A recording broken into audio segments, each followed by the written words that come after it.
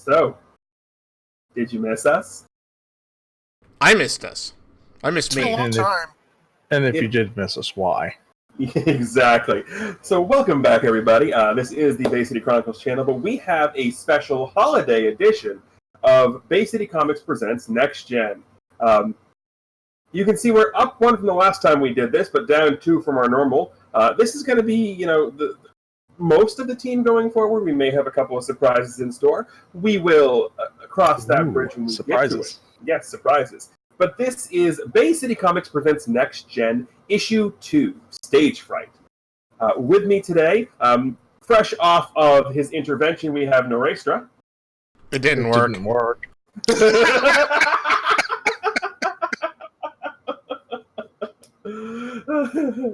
We also have the rest of some of the crew who was helping with said intervention, that of course being Chameleon Ice and OPT Lawyer.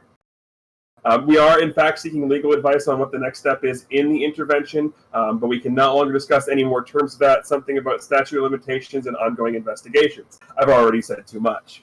It's called attorney-client privilege, actually, but yes. And that's why he's the attorney and I'm the MC. Yes. Exactly. For the record, I am your host. I am the Greenleaf Effect.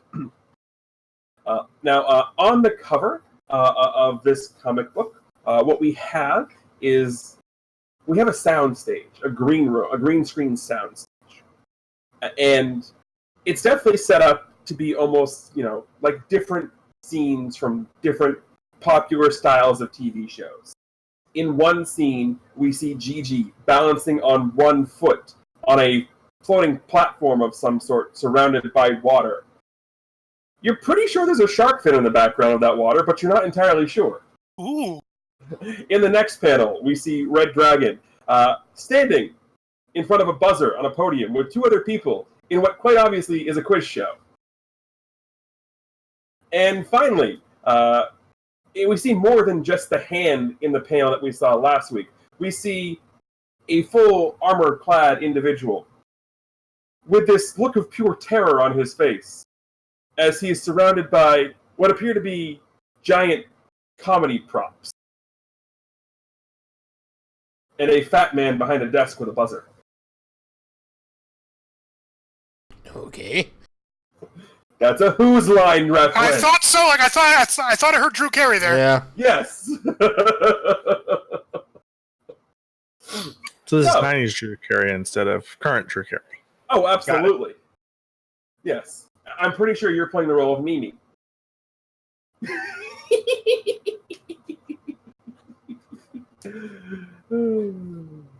Anyway, so it's been about a week or so since the incident in the park with the rising star Tommy Ryder. Now, before we get going, time has technically passed. So, OPT, I believe you have a move for every time passes. I do. You do.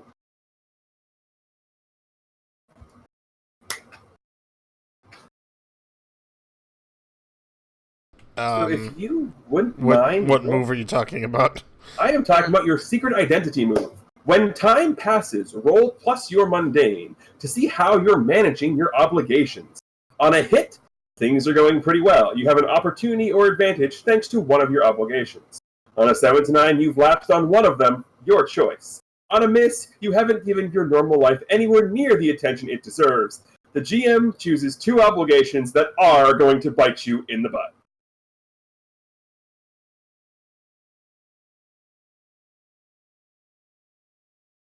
Okay, so, which one of these obligations have you been skimping on a little bit? Schoolwork. I was hoping you were going to pick that, to be honest, because that's the most fun! It's also the most obvious. Yes. It really is the most obvious. Okay, so, in addition to that, you are going to get an advantage of some sort. I will mark that down in my notes, and when the advantage does present itself, I will let you know. So, with that, we are going to start off, well, at the Stanton residence. Now, you all might remember last time we got introduced to Mrs. Stanton, who makes a mean meatloaf and chain smokes like a champion. So we're going to start off that. It's Saturday. So school's out for the week. School's out. Yep. And everything's going good until, the phone rings like a normal Saturday. You hear nothing of it. It's probably about a 5-minute conversation. And then, if you want to be awake, you can be. If you want to get woken up by this, you can be. What time of the day is it? 9:30. Oh, he's awake. He's what? He's awake. He's not the kind that's going to sleep in all the time, so he's awake. So whatever you're doing on the computer is interrupted by... Does Alex have a middle name? I'm sure he does.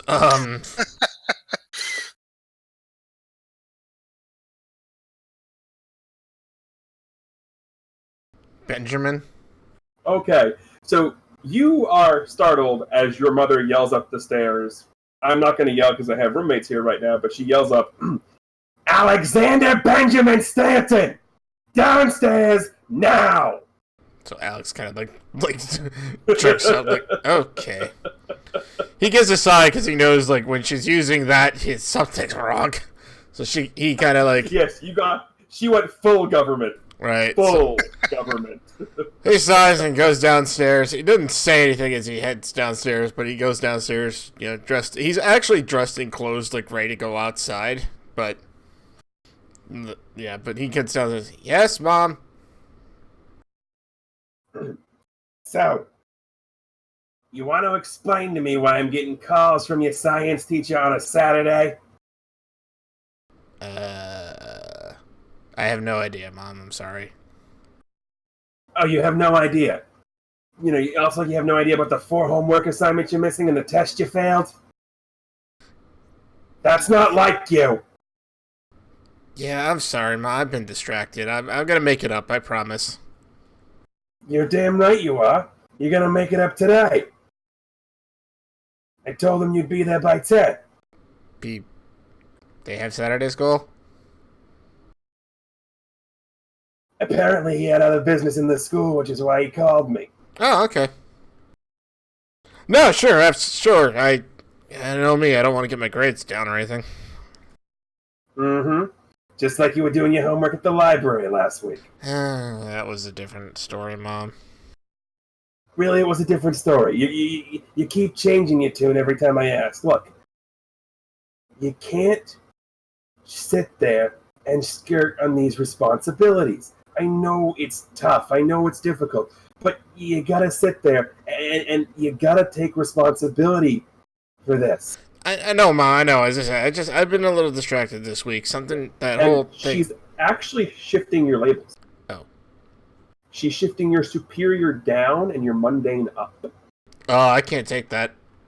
Then you have to reject. Roll flat.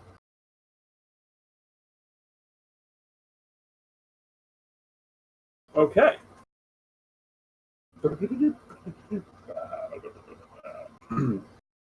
All right, when you reject someone's influence on a hit, you successfully hold to yourself and tune them out. On a 7 to 9, choose one. Clear a condition or mark potential by immediately acting to prove them wrong. Shift one label up and one label down, your choice. Or cancel their influence and take +1 forward against them. What's the +1 forward? +1 forward means the next time you roll against them, add a +1 to the roll. Okay, so that might not be for a while. Got it.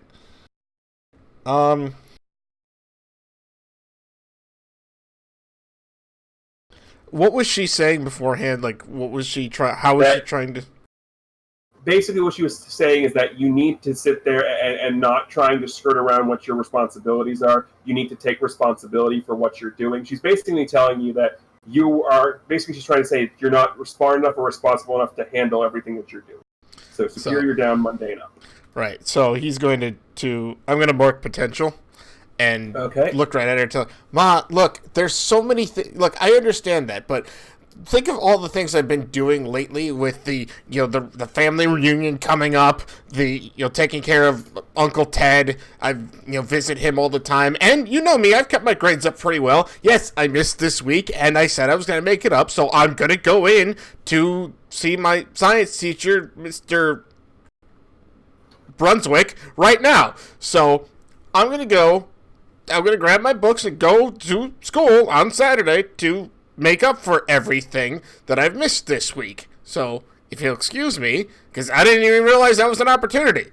Now that you've said so, I'm going to go. You know me. Seriously, Mom, I've got to handle all of this, I promise. She looks, I'm starting to wonder if I really do know. You've been distant recently. I've had a lot on my mind, Mom. I'm sorry. Just get your work done. Yes, Mom. And grabs his school bag and heads out to school. Okay, so now we're going to scene shift over to the Robinson residence. Woo! It's a Saturday, and as normal, considering everything going on, you wake up to an empty house. Overtime pay is good money. Yeah. He takes a lot of it. Yep. So, you are basically, in an empty house. What are you doing? Well, as a wonderfully irresponsible 13-year-old who has full reign of free home and the ability to do whatever she wants, she's sitting on the sofa reading a story. What book? She's actually reading one of her favorite big books that she got from the library, reading upon, cryptozoology, like cryptids, like sightings around the world, like believe it or not books. She's all about that stuff. From the school library or the public library? Public library. Okay. Well, as she's going through it and reading this, and may or may not be seeing pictures that resemble Mr. Moth and company. She's actually talking to one of the. She's like showing pictures, like, "Oh look, it's you! Yay! How are these pronounced this way?" Yeah. She suddenly remembers that she does have a couple books from the school library that she was supposed to return on Friday. Oh no. And she probably should get those back because she knows there was a waiting list for them. Right. And she might harumph a little bit about it, but she's a pretty responsible kid, frankly. Yes. And so, yeah, she probably would I gotta take care of that. How far away is school from our apartment? However far you want it to be. We haven't established that yet. We haven't, and she could fly. She could fly. That wouldn't look weird or anything. That's true. It's like randomly a girl flying it through the day. But no. Yeah, she's gotta take those books. She's probably gotta put them in her back book along with her zoology book. And she's gotta be like, "Oh, these are late. Come on, Mr. Moth, we gotta go and return them." And she's gotta run out the door, close it behind her, and lock it with her nice little latch key. And she's gonna start scampering off to the school so that she can spend more time not worrying about such things. Fair enough. And we're going to panel shift again. So we haven't really established much about our third friend here. So Drake, it's Saturday morning. It's been about 2 weeks since you got these really crazy, awesome armor and sword. And did you get prettier? Maybe a little. So shaved. What have you been doing in the past 2 weeks? And more specifically, what are you doing on this fine Saturday morning? Last 2 weeks have been more or less playing with the powers. I mean, you're a teenager, you just got powers, you're gonna have some fun with it. More or less, lighting things on fire, small things. And then Saturday, sleeping in. Yeah, absolutely not getting out of bed. It's noon before he's getting out of bed. No, it's definitely before noon before he's getting out of bed because it's about 9:30. And before we get that, What's the home life like for Mr. Drake? Yeah, there's not much of one. He's kind of on the streets. Oh, okay. He just made this more interesting. So, where is he sleeping then? This time in an alley next to a dumpster. Okay. So, normally, people aren't gonna, sit there and bother you. But for some strange reason, someone has decided today that they want to. You get woken up not by a hearty shake or a hey, you need to leave, by an earth-shattering rattle of something hard hitting the dumpster beside your head. And you look up, and standing above you, why don't you go ahead and describe to us what Kiev looks like? So Kiev is a fairly, large, burly, like biker dude. Like the best description of him. Would he have armor on, armor off, or is he not in armor right now? He's probably not in armor right now, but when he would have armor, it's too small for him. Oh. It's that armor that's like, just barely covering anything because he's just too massive. Yeah, he's just ridiculously jacked. Kind of looks like King Kong Bundy a little bit. Yeah. So you wake up to this 6'6", jacked out of his mind dude, just standing over you, arms crossed, staring down at you.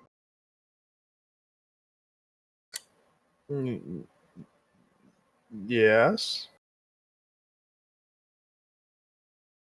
Are you done gallivanting around? I don't gallivant.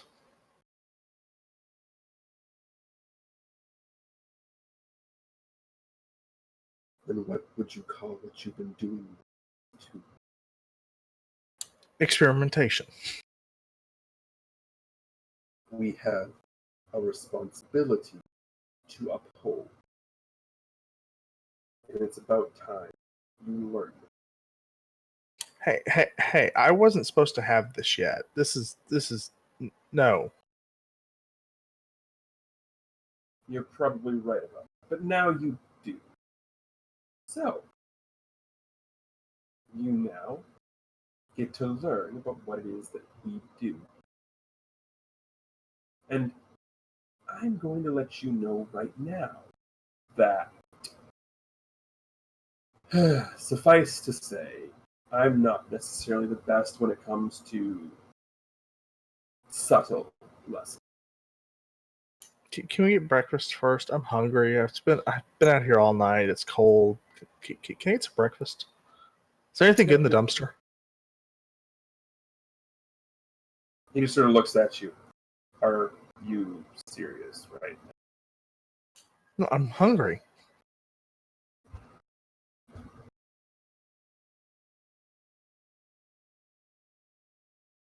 Fine. I know a place down the road. Once we're done, you're going to have something that you're going to need to do. You're feeding me? Yes. Sure, whatever. So yeah. we turn the page, and there is a pretty awkward scene. Obviously, this is like a biker diner that you guys have made your way into, and he's just sitting there with the ginormous size cup of coffee.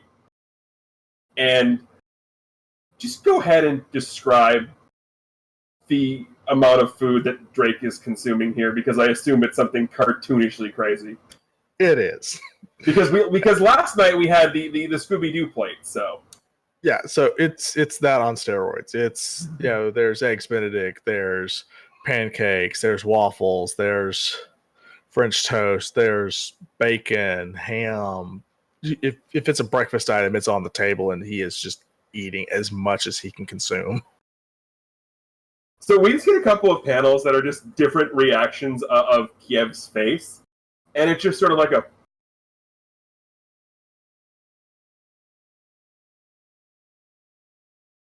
all different reactions, and each one of them is more horrified than the last. He just looks. Are you done eating everything that they have? Dessert. No. Aww. Thank you, though. It was delicious. I haven't eaten like that in ever. I can tell. We'll worry about that later. Right now, you have something that you're going to be needing to do. He hands you a folder. Okay, cool. So he's going to open the folder, obviously. Just right. Inside this folder is a bunch of forms. Specifically, school registration papers. Wait, I have to go to school? If you're going to be a part of what we do, you need to uphold all parts of the legacy, including being responsible for yourself and your health, mental and physical. And what better way to be responsible for the mental part of your health than to get a little formal education? He's also attempting to shift your labels there a little bit. He is doing the same shift that we just saw earlier. He's shifting your superior down and your mundane up. So how does that work? So it can't go below 0 or... Can't go below -2 and can't go above 3. So if you accept what he's saying, you make the shift. If you want to reject what he's saying, you will roll a flat roll to reject him.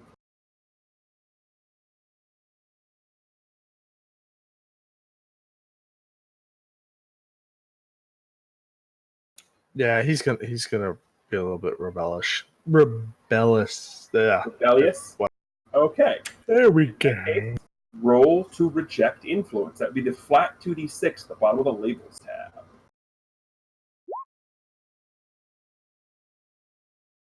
That is a full hit. Okay. So, on a 10 plus, choose 2. Clear a condition or mark potential by immediately acting to prove them wrong. Shift one label up and one label down, your choice. Or cancel their influence and take +1 forward against. Okay, so I think I was... So, wait, the options are... It's on page 2 of the basic moves under influence. But the options are, you don't have any conditions to clear, but clear condition or mark potential by immediately acting to prove them wrong.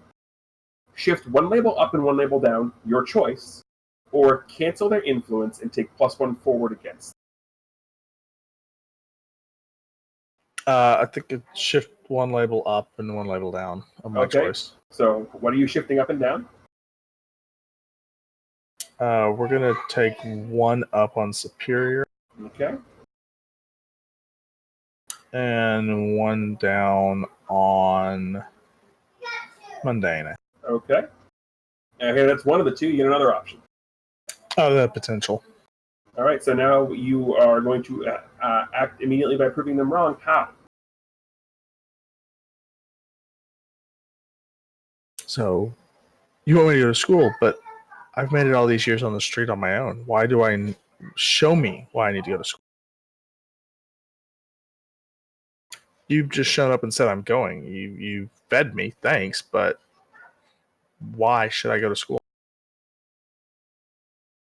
Because there are things that you can learn in school can't be taught on the street. And this isn't the place for this here. He just looks over at the waitress, sort of nods, and gives the whole like put it on my tab look, and takes you outside. As we're leaving, he grabs a croissant on the way out. Follow me. You guys are walking for about 10 minutes. And your walk takes you actually to the back side of a building that you end up climbing the ladder of. And you're on this rooftop overlooking the city. And he looks at you and goes, you probably know from being on the street. We're in a war here. There are two sides. Those who wish to subjugate those who cannot defend themselves, and those who are protected. You've now become someone on the side of the protectors. But there are things that you can only learn from being around other people. What you were going to learn in school is less about people and what they can teach you about history or math, and more about what they can teach you about how to talk to other people, how to interact with other people, especially those of your own age.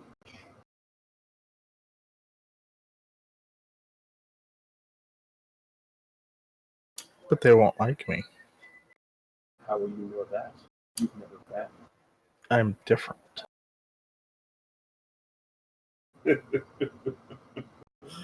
That you are. That you are. But this really isn't one of those up for negotiation. If you want to keep doing what you're doing with what you have, this is non-negotiable. And they serve lunch every Lunch.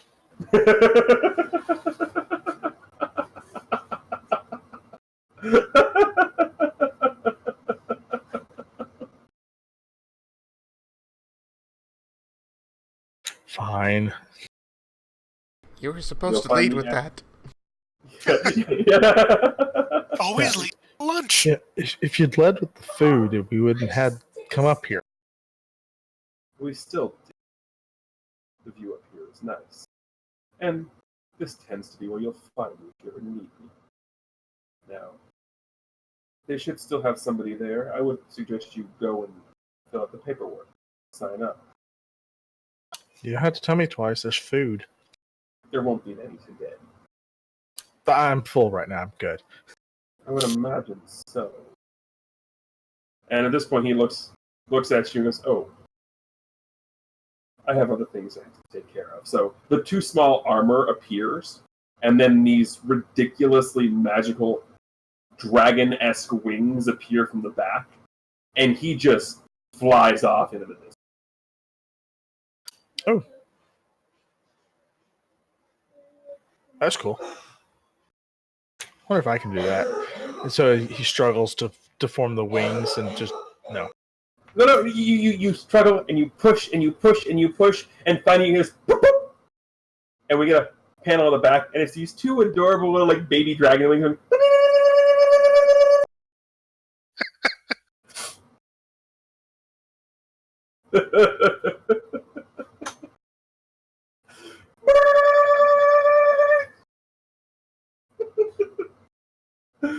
Alright, so we're going to turn the page. And we get a view of the school. So, would one of you care to describe your school? So it's as much as it's this would be high school, I believe, at this point, right? Yep. So Eighth grade and above, technically. right. So, it's one of those schools that's like it's basically one building. It's a very large building. It's kind of a square, but in the center of it has a large courtyard kind of thing with greenery, trees, whatnot. The surrounding area also clearly well kept up. There is clearly a football stadium because, of course, there is. That's used for a lot of their sports, tennis courts, that kind of thing. Off in They the have back. tennis? Of course, it's a high school. We didn't have tennis. We did. Yeah, just don't toss a racket. Exactly. The building itself is mostly 2 stories. There's the third story on one side of it that's mostly administrative. And there was a pool in the basement, or at least beneath the gym floor. So everybody says. No one's ever actually seen it. So I wasn't the only high school who had that rumor. Right. Oh, I mean, everyone. Whether or not there's that, who knows? Tune in when we may have an issue in the high school. GG will make it. Play to find out. So, the way this sort of worked out is we're going to sort of arrive in order of the panels we did. So, Alex, you're going to arrive first. Alright, so Alex walks, just narrow-mindedly just walks into the school towards his science class. Mr. Brunswick's classroom. All right, so you make your way down, and the thing that strikes you most is it's eerily quiet for the school hallways. It is also Saturday. Right, but it's still disconcertingly quiet, even if you're expecting it to be. Right.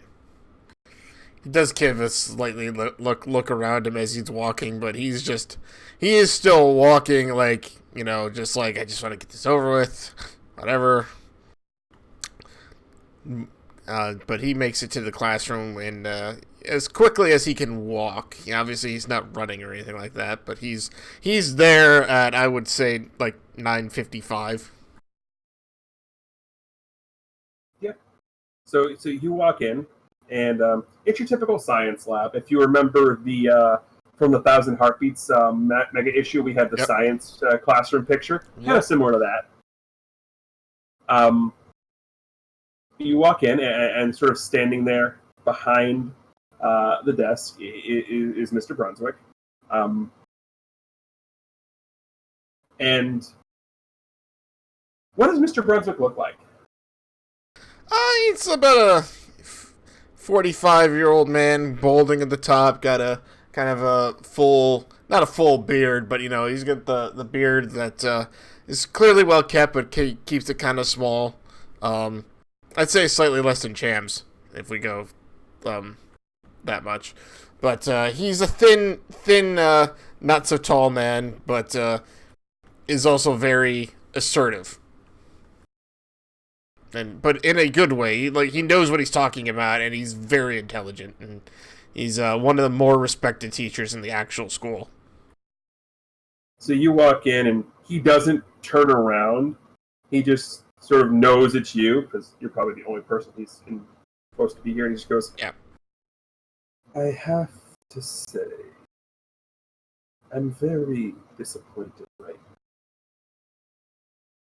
Sorry, Mr. Brunswick. Of all the students who I was expecting to have this phone call with, you were not one of them. I've been a little distracted this week. I'm sorry. I don't normally shirk off my duties. You know that. Anything I can help with? No. It's personal. Totally has nothing to do with school or anything like that. So I've just been kind of involved in a personal project of mine.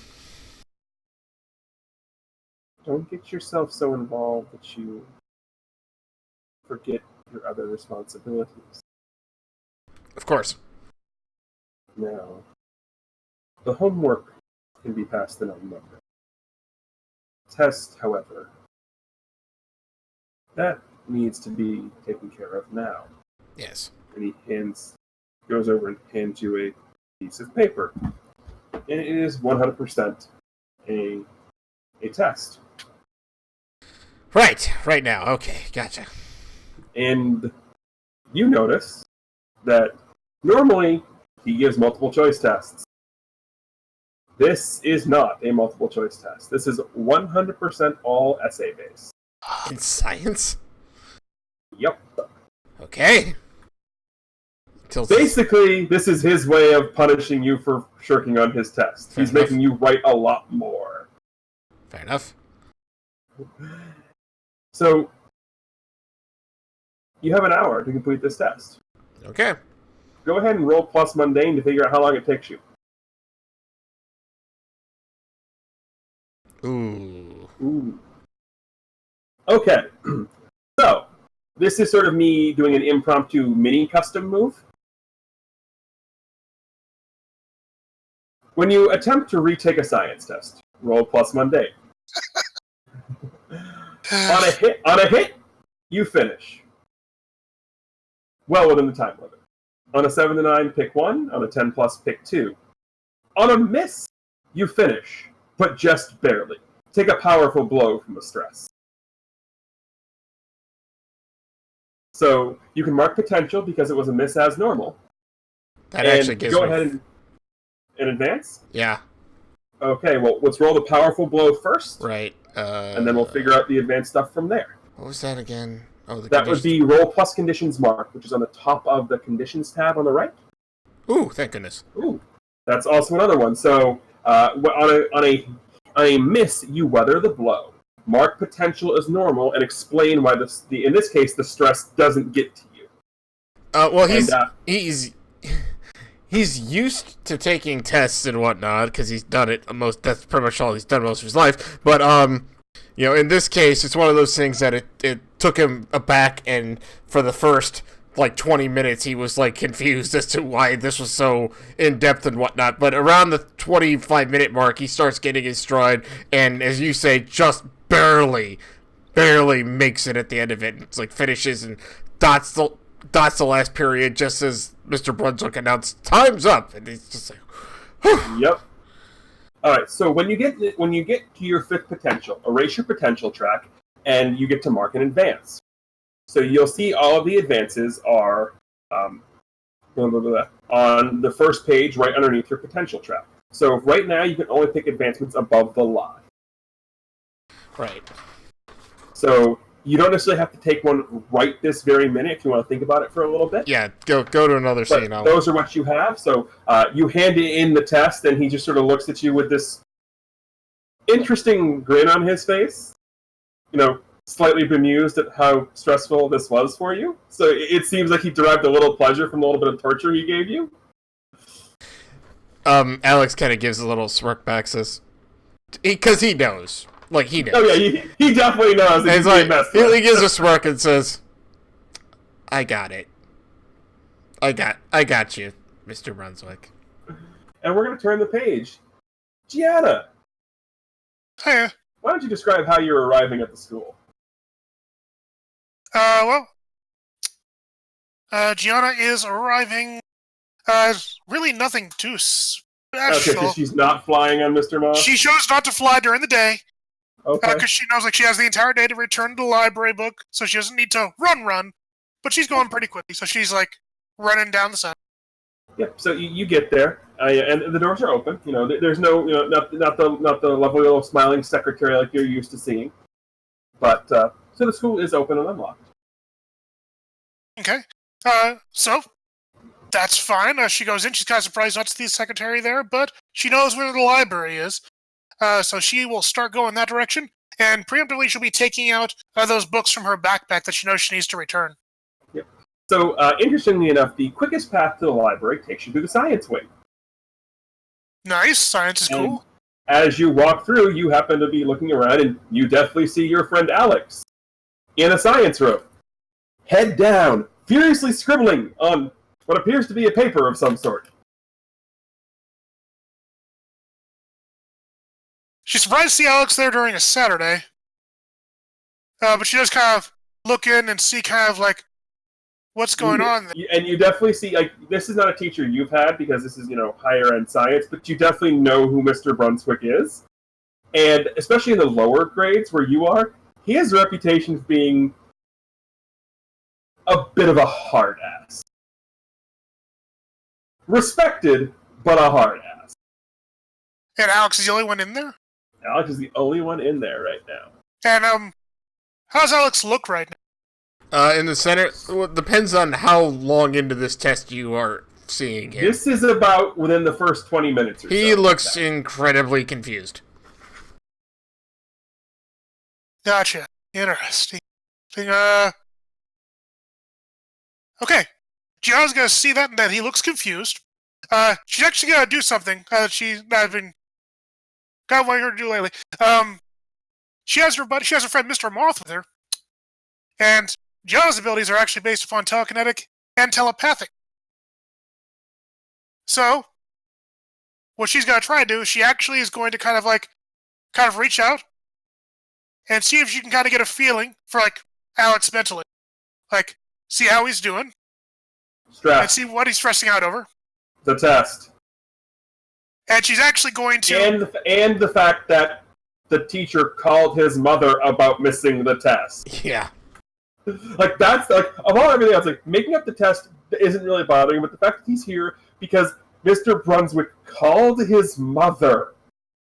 Is why he's really mad right now. Okay. She's going to kind of like look up, and she's going to like whisper something.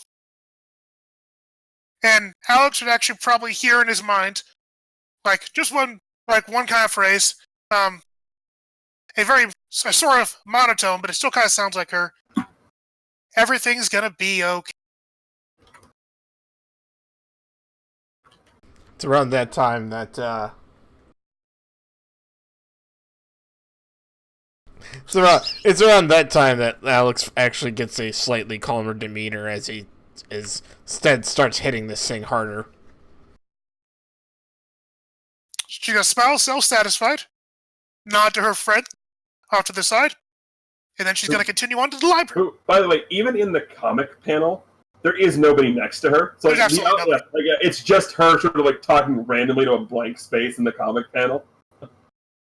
So she makes her way to the library. And in the library, it's empty, actually. No librarian here on Saturday. Is there like a Dropbox or something? There is a Dropbox. Okay, well she's gonna be a responsible library patron and put those books in the Dropbox. She also knows there's a self-sign-out sheet if she wants more. Ooh. That actually is kind of tempting. You know what? This is a good place to read anyway. That's what she was doing. Maybe it couldn't hurt to kind of go in the library and, find some cool stuff. She actually is going to, she'll probably skip into the library and see if she can find some interesting stuff. What specific section is she in the library? Well, she's already got a book on cryptids. She's actually really interested in biology, specifically insects.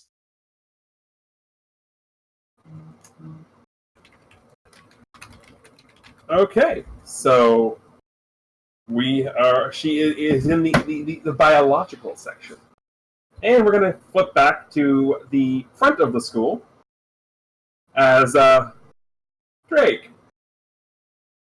Describe how you've arrived at the school. Well, the wings are too small, so we walked.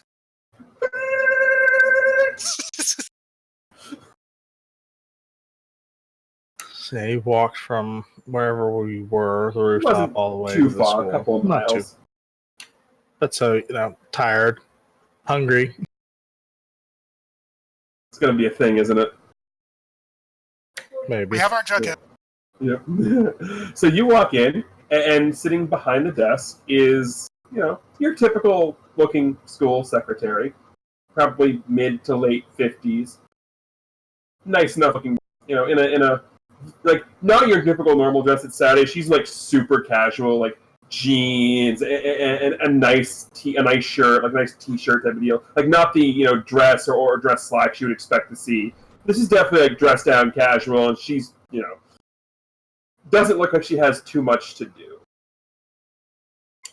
Well, so Drake's put the paperwork up, and they don't have an address, ma'am. Okay. She looks over the paperwork. I know how to get a hold of you. I can write it in. I know where this goes to. So that's all I have to do to do this?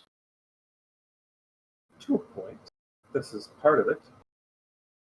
I mean, unless you want to be wandering around the school aimlessly by yourself come Monday. No, that doesn't sound fun. I didn't think. Kind of wander aimlessly today. I know a couple of students who are here. Let me see if I can get a hold of one. I'm going to give you. And you hear the doon doon doon doon over the announcements, and then you hear, unfortunately, who wants odds and who wants evens? I mean, if you're not between the two of us, he's in a test. Yeah. I was gonna say if this is after the test, Alex would actually be totally willing to.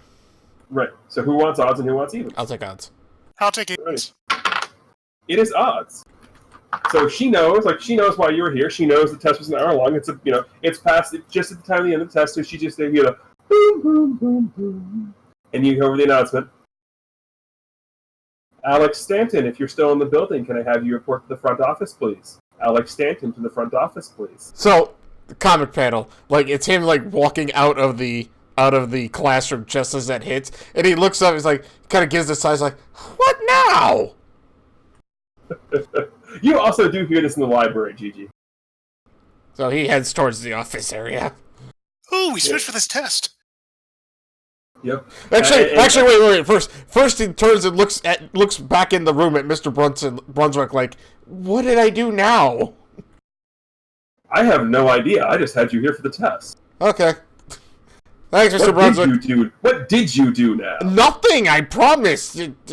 Just like you didn't do the test? Right, yes, just like I didn't do the test. So you probably... Who else's homework did you forget? Please don't tell me you pissed off Mrs. Karbopoulos. No. I learned better than to do that. Yeah. Then he looks and goes, people say I'm a hard ass? You don't want to get on her bad side. Then he walks over to you and sort of leans in. And for the love of everything, do not get that woman drunk. I sure, I won't. I will not do that, Mr. Brunswick. Thank you for the advice. He's gonna walk this camper away rather quickly. So you walk up to the front office, and you see the secretary, who you've seen her before. You recognize her. She goes, "Oh, good, you are still here. Can I ask a favor, Alex?" Oh, of course. Miss Kelly. This is Drake.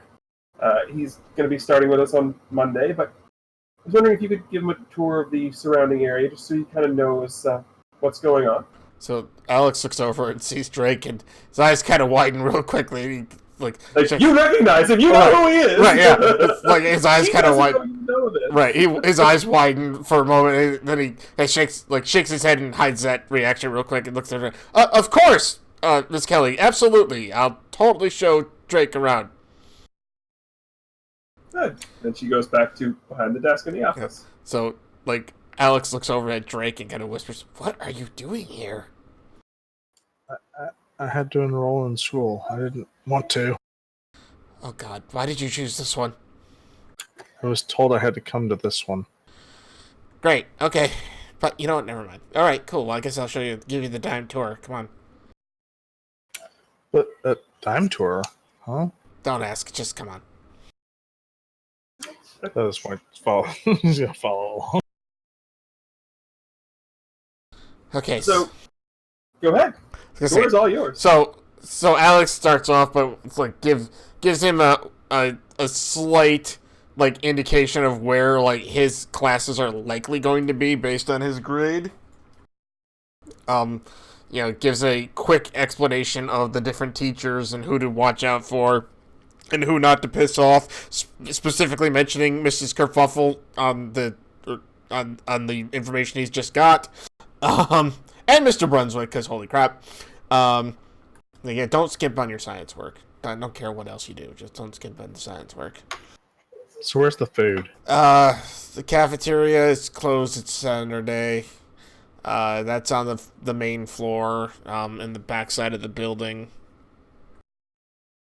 Yeah. But, there's a lunch period. Each class has a different lunch period. That will get shown on your schedule when you get there. Or when you get yours anyway, which should actually be pretty soon. Probably Monday. Thanks. And immediately he just runs. It's just leaving. He's checked out. Hold on, Drake. One other thing. Let me show you the library, because that's where I tend to go for the computers all the time. And if you need me at all, that's where I'm going to be, so let me show you where it is. Computers? Sweet. Remember, it's all I do. Anyway, come on. So you two make your way through the library, and it's not hard to see when you walk in. There is a small African American girl with a afro sitting at the table, book open, reading a book. It's as Mr. Moth at this point has disappeared because it's a taxidermy book. Oh. Aw. So he's had enough of it right now. He's done with you for the time being. Hey, That's mean. That is mean. that is kind of mean. So, Alex tilts his head and says, Gigi? She does look up as you guys are coming in. It's like, oh, Alex! And she actually closes the book, and she runs up towards you and says, how'd you do on your test? I think it went okay. You remember Drake, right? Oh, yeah, you were Kaiser, right? Yeah. I mean, oh, we're not supposed to say that. Yeah, yes. let's not do that. Hi, Drake. Hi. How are you doing? What are you doing in our school? Well, I'm now going to your school, I guess. That's great. Yeah, apparently he was told he had to come here. I don't know why, actually, he was told. Why were you told you had to come here? Something about having to put the mind and the body and the spirit and something. I don't know. Right. This old guy woke me up this morning. He gave me breakfast, though. Haven't eaten in like 2 days. It was really good. Oh, I didn't know you were always so hungry. I guess we didn't really get to know each other too well since last time. But that's great that you're going to our school, though. I mean, school's a lot of fun. You're going to find out. Like, there's all this stuff to do. Alex looks over at Gigi like, what do you mean school's fun? You're here on a Saturday. Yeah, because the library was open, and I had to return a book. That sounds fun. Yeah, is it? No. Oh. Well, it's still really nice to see you here. Yeah. Oh, is that Alex is showing you around, I'm guessing, right? Yeah. I wanted to at least show him here where he could find me when I'm not in class in case he needs me for something. Oh, right, Alex, I'm sorry. Yeah, we've been talking through cell phones and such, but, like, Drake, you probably don't have much of a cell phone, do you? No, not really.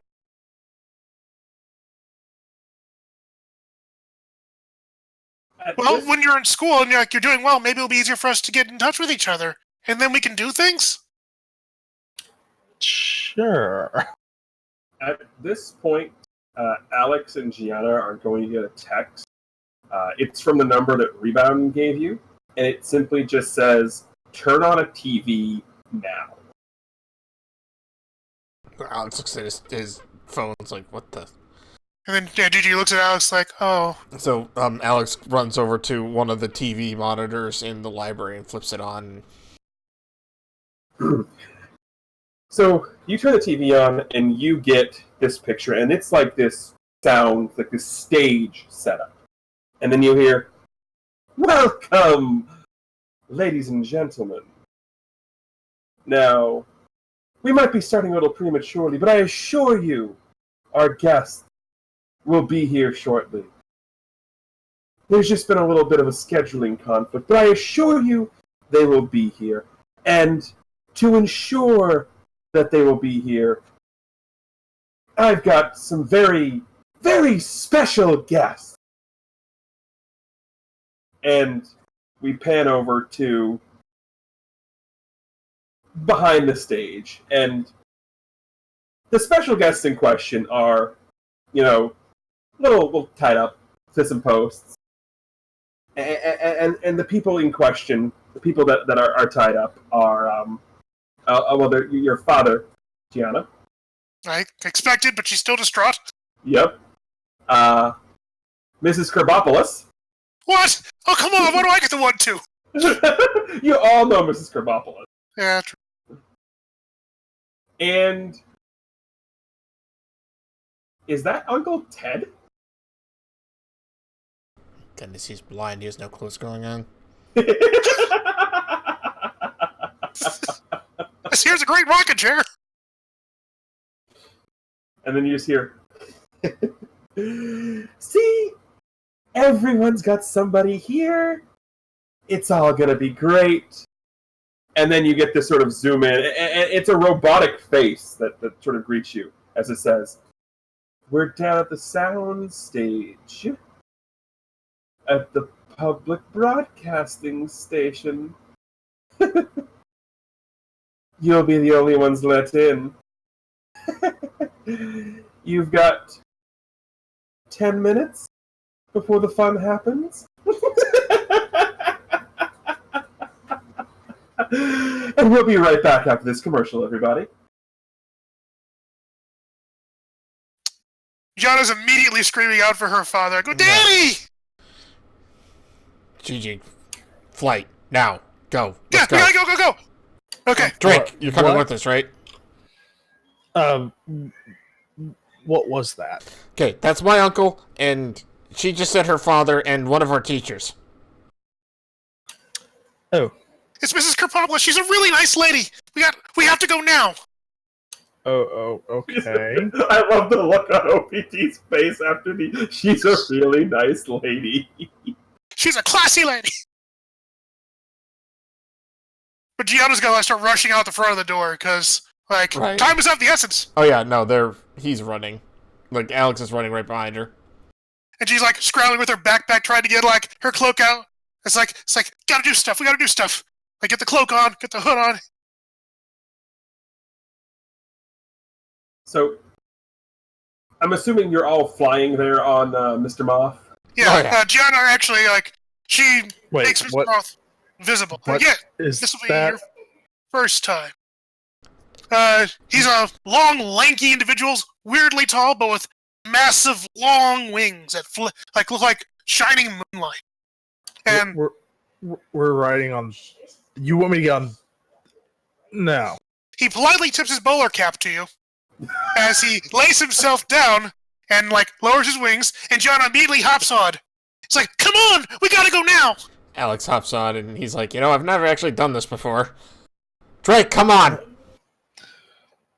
Oh. Unless you can fly yourself. He does have wings.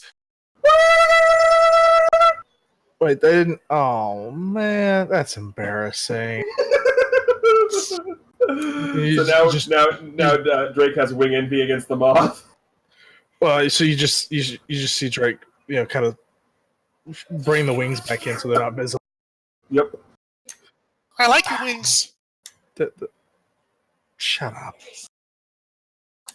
He just climbs on the Moth. Fine, As soon as he gets whatever. on, she rockets off on that thing. So this is the first time you've had to do this with other people. So it's a little bit weird and awkward. So I'm going to have you go ahead and unleash your power. Sweet. Should I do the burn thingy for that? If you want to use burn, you certainly can. I'm just having you unleash your powers right now. Oh, right. But if you want to charge burn going in before you head over to the soundstage, you certainly can. I think I will, because also if something goes wrong, there's a good reason for it. Yes. All right. So yeah. First things, you can do it in any order you'd like.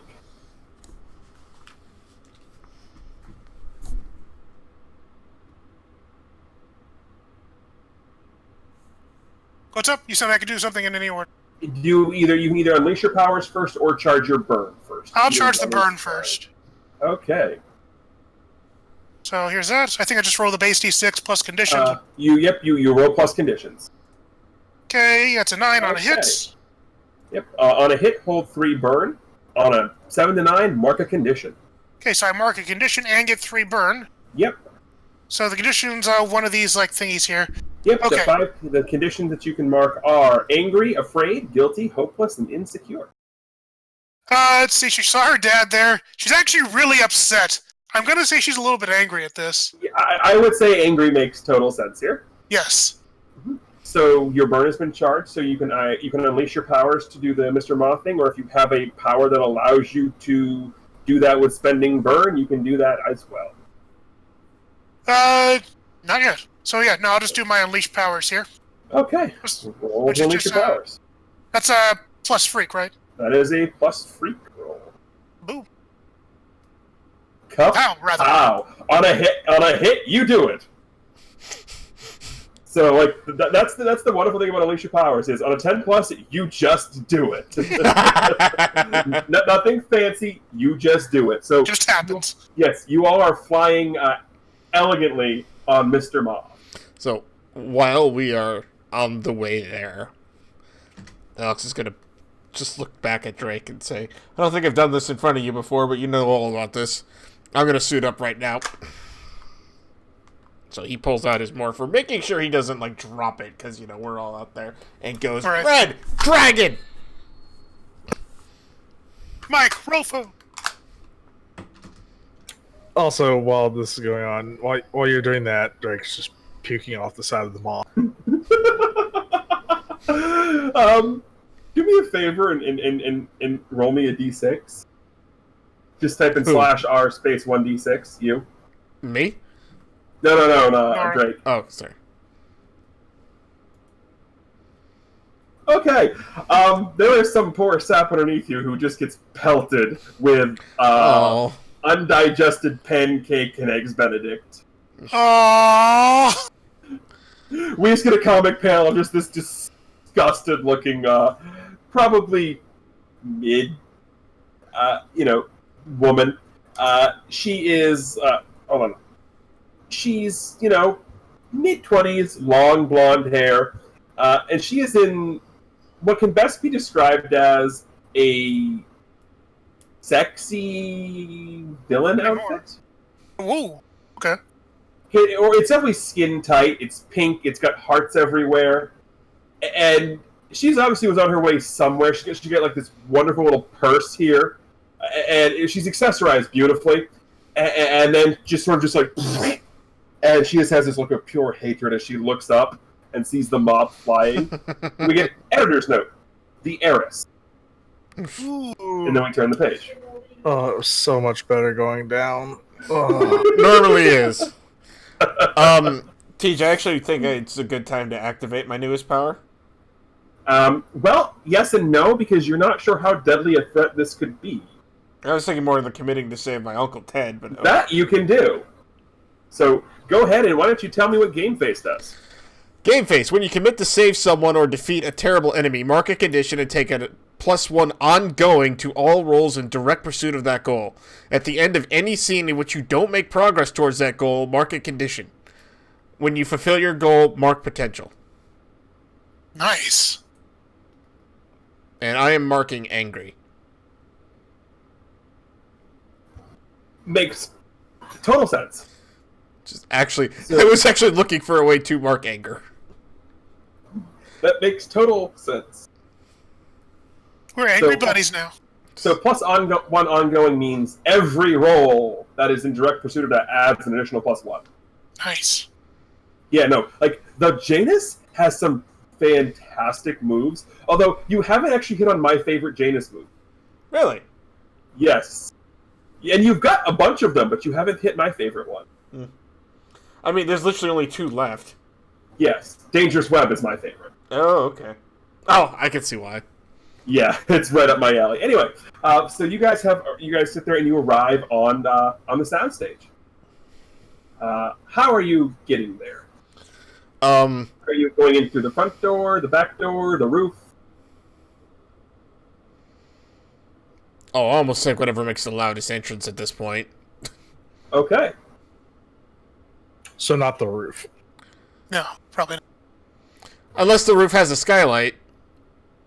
Ooh, I like that idea. Ooh, we could drop down from the moth and just kind of like whoosh. It definitely has a skylight. Okay. It does now. I say we go in right through it. Okay. Okay.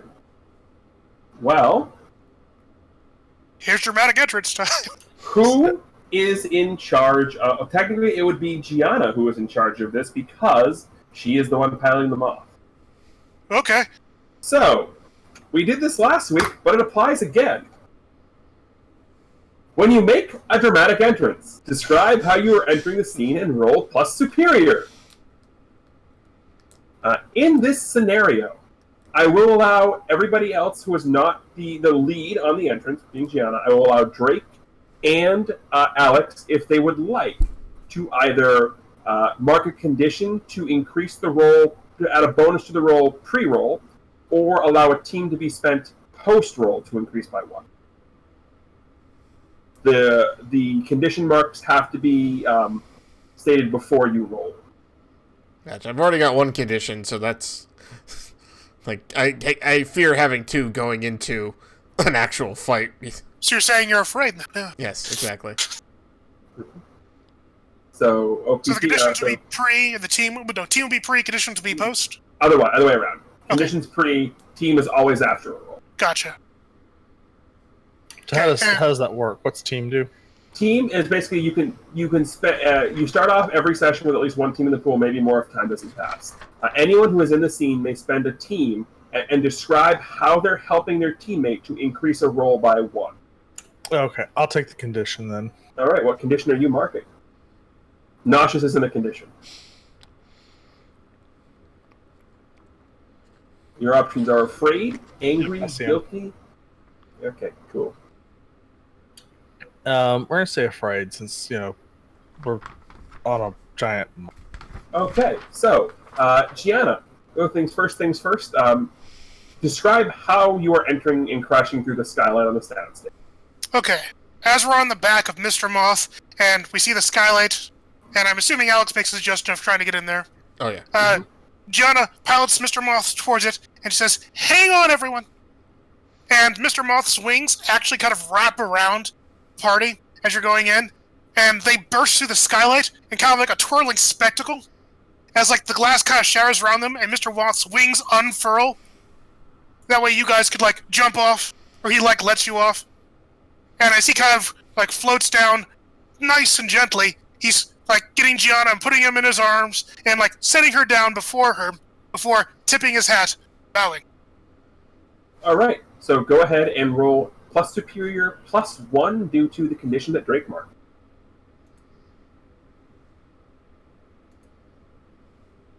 It's a hit. On a 7 to 9, choose one of the following. Your entrance inspires your allies, and in this case your family members. Add 1 team to the pool. Your entrance is unexpected. Give an opportunity to your allies. Your entrance steals the spotlight. The enemy is firmly focused on you. Your entrance is perfectly timed. Directly engage a threat using your choice of superior or savior.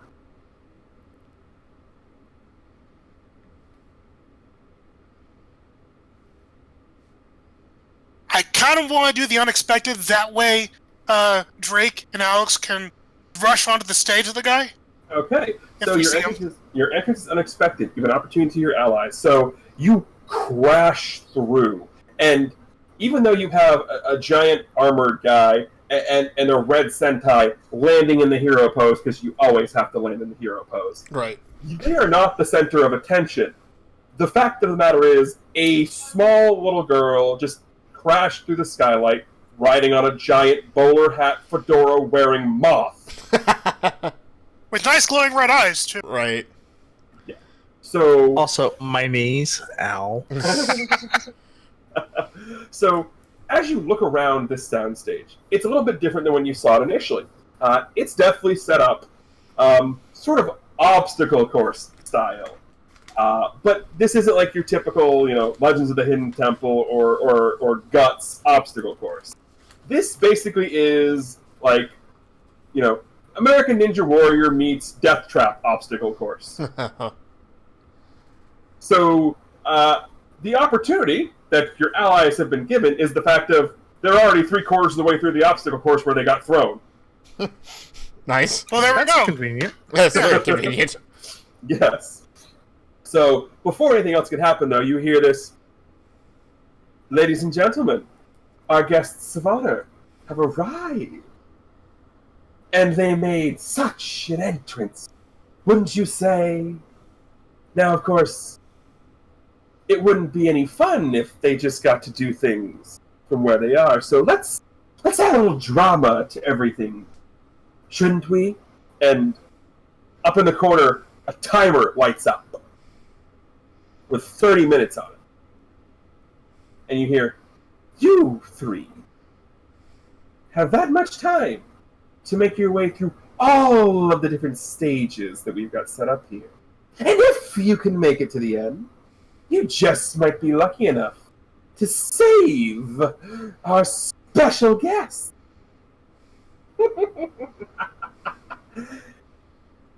Good luck. I'll see you in the next room. So, standing in front of you guys in the obstacle course, specifically standing in front of Drake and Alex, or Drake and Red Dragon, in this case, Kaiser and Red Dragon, construction hero form, is basically the last stage of the obstacle course. And it is Boulder Run, where you have to make it to the other side while dodging Indiana Jones style boulders. So the rules that you get, he goes, oh, I suppose I should tell you the rules before I start the timer. Only one of you has to get through the obstacles to the end. There's a button at the end. Whoever hits it will unlock the next stage. By the way, you have to be standing right next to it to hit it. So no fancy trick. Good luck! Oh, and you must work as a team. So if one person has hit a button, they can't hit the next button. Okay. So, who would like to go through Boulder Run? Well, Alex is, like, adrenaline rushing, whatnot, at the moment. And also note, Kaiser hasn't actually come out yet. Right. Oh, I thought you guys had a head start. No. Was No, he puking hasn't come on the way. Was Yeah. puking on the way. He So didn't. he's sort of like staying there, and he's basically, he hasn't donned the armor yet. Right. But Alex, so with that, Alex is like rushing forward with almost reckless abandon, although he is keeping an eye on the Okay, boulders. so you have boulders coming at you at different intervals. How are you attempting to dodge these, if any? Well, using the fact that he's in Super Sentai mode, he is literally trying to jump over them and, you know, do the running forward flip kind of thing. All right, this is directly interacting and altering your environment, so go ahead and unleash your power. Oh, Jesus Christ. Do I get that +1 for this? This is in direct pursuit of that goal, so yes, you do. That's good, because my freak's at -2. Yup. Oh, dear. Oh, wait. I'm not going to waste that now. Team stuff is after, right? You're not directly engaging a threat, or a dangerous threat, so there's no team move yet. Okay, so on a 7 to 9, you can either mark a condition, or I will explain to you how the effect is temporary or unstable. Why don't you do that part? Okay, so you are jumping, flipping, and you know, even though you're not intending to do it, you're still a little bit of a showman. It's the Sentai thing. So you're getting a wonderful show being put on. The problem is the last little bit of it. You just manage to miss a little bit, and you get through, but you trip on the last boulder and kind of you go to land and you over-rotate it just a little bit, so you're a little too far down on the boulder. So instead of standing and being able to push yourself off the land, you can't push yourself off, and instead of landing, you just faceplant. Oh, thank God the helmet's on. Always wear your helmets, kids. Right. Yep. Editor's note: always wear helmets. Right. Like you just see the comment panel of him going, okay, ow. Yep. But you stand up to raucous laughter from the audience, the live studio audience. There's an audience? There's an audience. Looks around like, what the? Alright. Whatever. And if he's at the button, he walks up to it and presses it. Push the button. The timer stops. Ooh. So 26 minutes or so. Congratulations! You made it through round 1. Now, can you make it through round 2? Would you... Oh, please kindly step forward. Unless you want to be caught backstage underneath all the gears. And the stage starts to rotate. So he Alex gets out. So we have to rush up there, yeah. The boulder's stopped, I imagine, right? Yeah, yeah. So Okay. you now sit there, and the next section you're in, it just seems like it'd be a regular set. Like there doesn't seem to be anything happening. And then you hear, cheers and applause, and well, like at the scene I described, you're basically in Who's Line. There's 3 chairs that are already filled with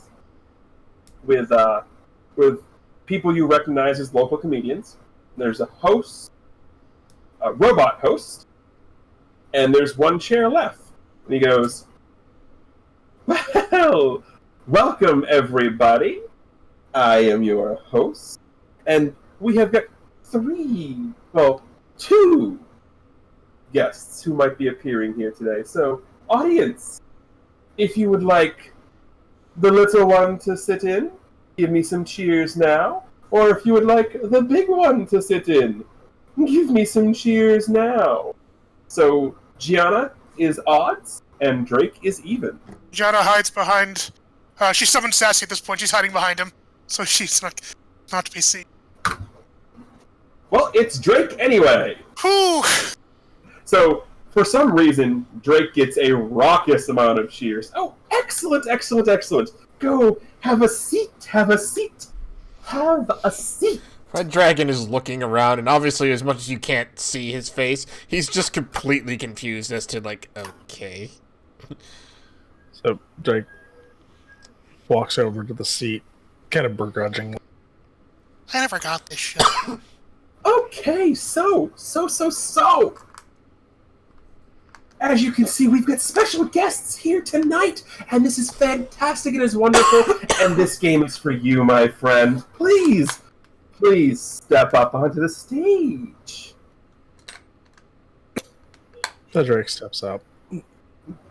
This is a wonderful game, and this is a game that I like to refer to, well, it's questions only.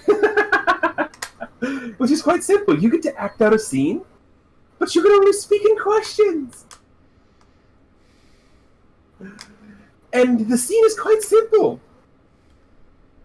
You're a fledgling superhero attempting to save your loved ones. Go ahead, your time starts now. And the timer begins. Why are you such a bad villain? Why am I what? Why are you such a bad villain? Who says anything about being a villain?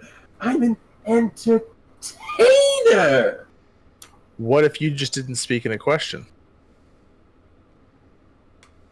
The game is for you, not for me. Who am I playing with? Oh, as a matter of fact, how about entrant number 1 and a robotic... Is that a chess rook? Sort of just like katoosh, katoosh, katoosh onto the stage. Oh, what? Huh? A robotic chess rook. Oh, okay. Oh, okay. Wow. Okay. Okay. Would you like to castle? Nice. And the rook just sort of look like the symbol on the rook just sort of looks at you and then sort of turns around to the camera and just collapses. Oh, nice. Red Dragon looks at him like he knows how to play chess. Okay then. Yeah. Hey, aren't you just wonderful? No one usually gets involved this well, but that was good for now. But now we're gonna play a new game. Oh, I thought we won. Oh no! That was just the first one, and I'm impressed. Usually that one gets everyone all crazy, but now we've got one more game for you, and let's see how you can do that. If you can pass this one and make it so the audience loves you, then you'll get a button to appear. And this is one of my favorite. It's called Show-Stopping Number. So it's going to be quite simple. We're going to act out a scene. I'm going to give you a buzzer, and at that point, you get to break out into a song based on the last line you said! Oh. Isn't this just wonderful? The immediate comic panel afterwards is Alex saying, "Dang it, I wish I was actually doing that one." Drake is mortified now at this point. John is hurriedly looking for a door or a button to press in preparation of this going wrong. Again, the scene is the same. You're a fledgling hero attempting to save your loved ones. How are you doing? So, how does Unleash Your Powers work? Let me ask Unleash Your Powers is when you attempt to use your powers to directly affect the environment or extend your senses. I will tell you to roll. So basically, what you're going to do is you're going to describe what you want to do, and I will tell you what to roll, if any. Drake, having lost what patience he has with this game now. The first one was funny. This one, he's not singing. He has no desire to sing whatsoever. At this point, pulls out the katana, and a giant black energy ball forms around him with a crackling lightning that summons Kaiser form. And when this happens, it destroys the stage. Well, hold on. You've actually triggered a custom move I have set up just for this. Oh. He knows us too. I do. So you've given me the correct answer is when you attempt to put on a show-stealing performance, if you are using your powers, which you are, roll plus freak. On a hit, you become the center of attention. On a 10 plus, choose 2. On a 7 to 9, choose 1. So, first of all, you've described how you want to do this, so go ahead and roll plus freak. Ooh. Beautiful. Nice. That was a wonderful shot. Okay, so on a 10 plus, choose 2 of the following. You steal the show. The audience puts their entire focus on you, giving your allies an opportunity. You perform well enough to inspire your team, add a team to the pool. You mess up, but in the best way possible. Take +1 forward as your enemies are distracted by your performance. So 2? 2, yep. The first one, steal the scene with the performance, and then mess up royally. Okay. Good, so that one fits so well. It really does. So, this black energy sort of comes and crackles and snaps, and there's a couple of pops too. And like the audience is just all fixated on you. At the same time, though, this is really the first time you've done this in an enclosed setting. So it's you're a little too enthusiastic about this. So all of the power just sort of rushes into you. And then you sort of get thrown backwards into the wall. Or not into the wall, but into the desk the robot was sitting on. And just smash through this, making an absolute fool of yourself. But you not only have uncovered where the button was to be pushed, but at the same time, you've kind of disabled the robot as well. So the opportunity that your allies got was the robot's now disabled, and the +1 forward is because you definitely just summoned all this power and immediately got wrecked by it. Yeah, so finishing describing the scene there. So now Kaiser, is standing up with his hand on the button as he's kind of lifting himself up, and you just see this shimmering red dragon scale body kind of covering him. So it's no longer skin, but it's like an actual dragon skin. I thought I was the red dragon. Oh my goodness. And you hit the button? Oh yeah. Oh, as I was getting up, it was pushing my hand on the button. Okay. Well, that was unexpected, but John is applauding. Yay! it's a heck of a show. So now we have the final act in our show. So flip around to the stage again. At this point, you see your father, Gigi, you see your uncle, Alex, and you see Mrs. Carbopoulos. And they're all suspended above, is that a tank full of piranhas? Because we're going to go trophy here, right? Yeah. Go all the way. And a different, definitely crappier robot has now wheeled its way out. The backup. Yes, the backup robot. Well, ladies and gentlemen, it's time for the last part of our game. Is that Shatterbot? No, it's stuttering because it's so old. Oh. And this is really quite simple. Well, you see, if you want to save them, there's one simple thing that needs to be done. And the robot cameras zoom in on Red Dragon, and they all zoom in on Kaiser. No, the other Red Dragon. And they all now zoom in on Alex. You want to save them? It's quite simple. Who's under the hood? What do? As this is happening, you can see the poles start to be lowered into this vat of water. And you can hear... You definitely know that these are not real piranhas. These are robot piranhas, because their jaws are... Right. Is there anything... And they are splintering the wood. Is there anything between myself and the three people? Go ahead and assess the situation. I have an idea. So do I.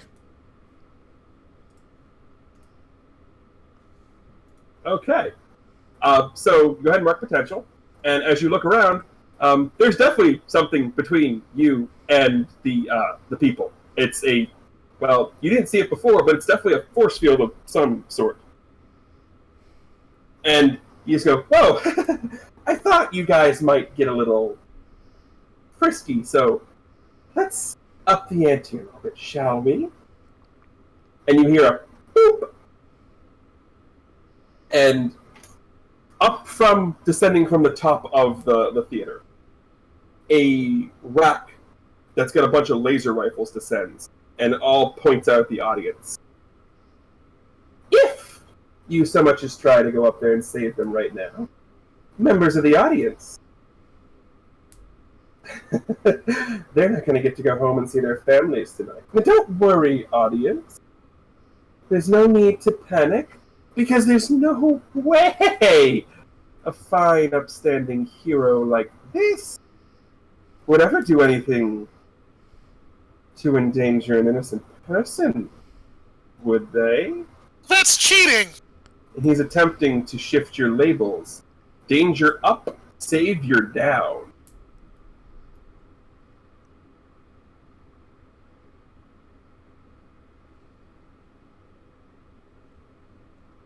Whose labels is he adjusting? Mine. Alex.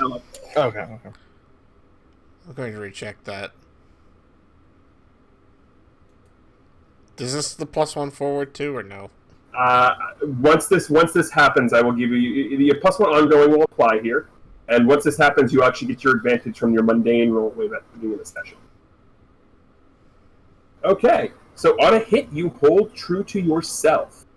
You can either A, clear a condition or mark potential by immediately acting, prove them wrong, shift one label up, one label down, your choice, or cancel their influence and take +1 forward against...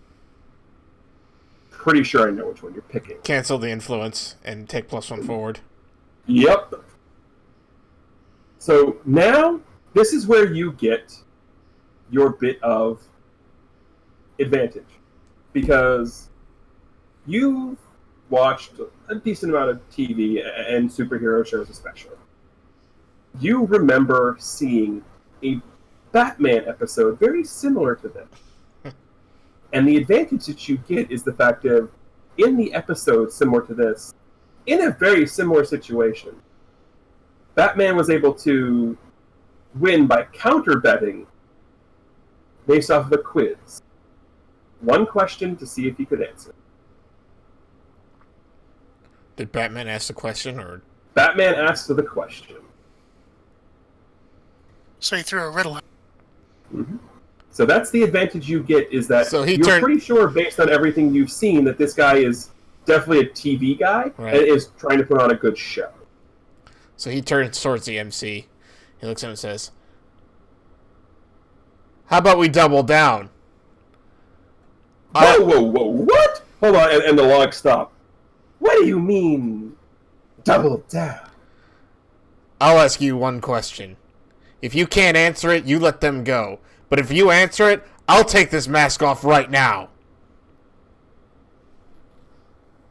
But why would I go for that when the entire point is to get you to take the mask off anyway? Because I'll give you how I put it on.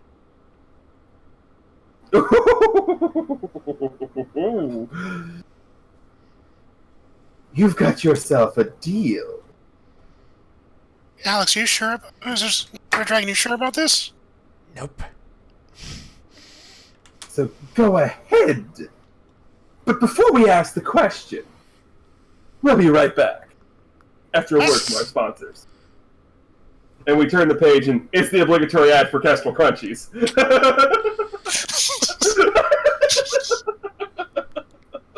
The zesty flavor still from last night? Zesty cheese.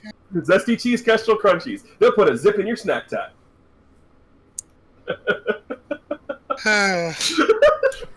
just we're gonna have to come up with something new there.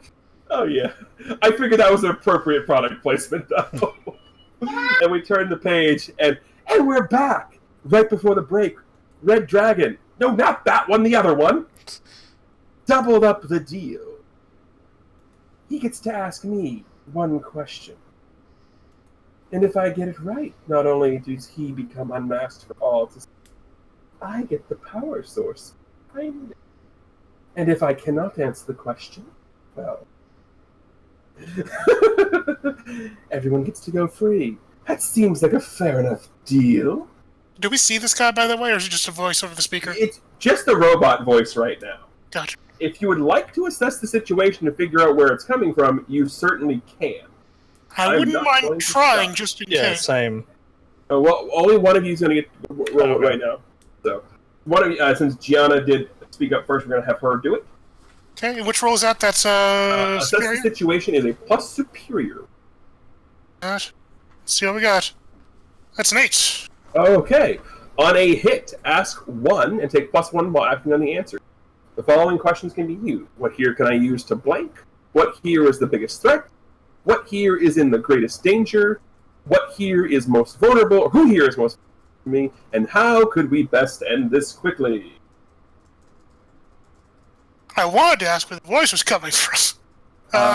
What here can I use to reveal the voice would be an appropriate question. That actually would be good, yeah. What can I use to reveal the man behind the curtain, as it were?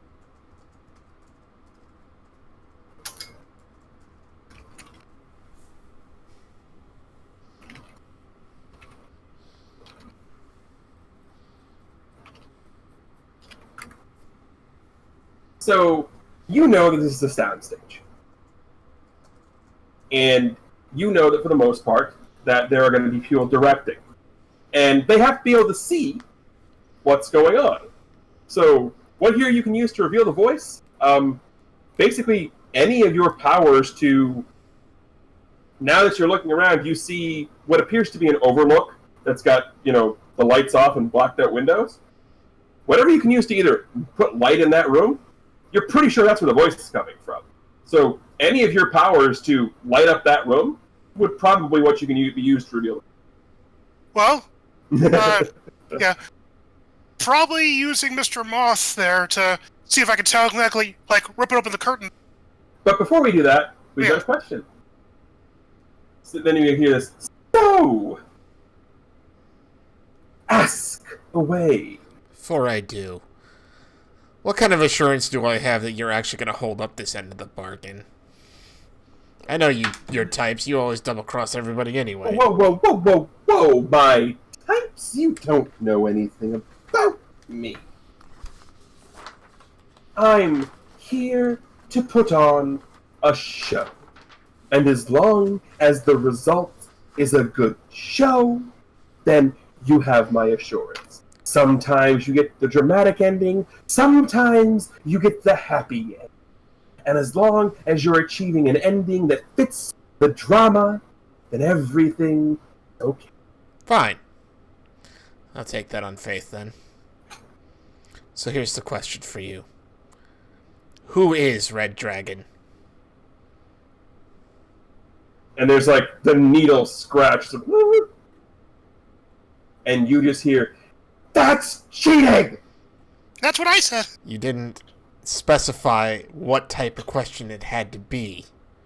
That's cheating! And so is kidnapping innocent civilians to force us to come here. At this point, the laser turrets all now turn to you and fire. There's a force field. So these were on the other side. Here's on the other side of it, yeah. These are the ones pointing at the audience. The laser turrets are now pointing at Red Dragon and firing. So he's jumping out of the way. Can I roll to shield him or something? You certainly can. Roll to defend. Yeah, I'm going to use shielding, or a friend protects. Call up a fast protective field to stop a demon. Okay. Spend 1 burn to defend someone using Freak instead of Savior. So here we go. And no other bonus penalty towards this, I think, so it's just as is. Oh! Okay. Beautiful. Okay. When you defend someone or something from an immediate threat, roll. On a hit, you keep them safe and choose one of the following. Add a team to the pool, take influence over someone you protect, or clear a condition. Well, the condition's okay for now. So I'll do the fully protect and add a team to the pool so we can use that to help us out later. Alrighty.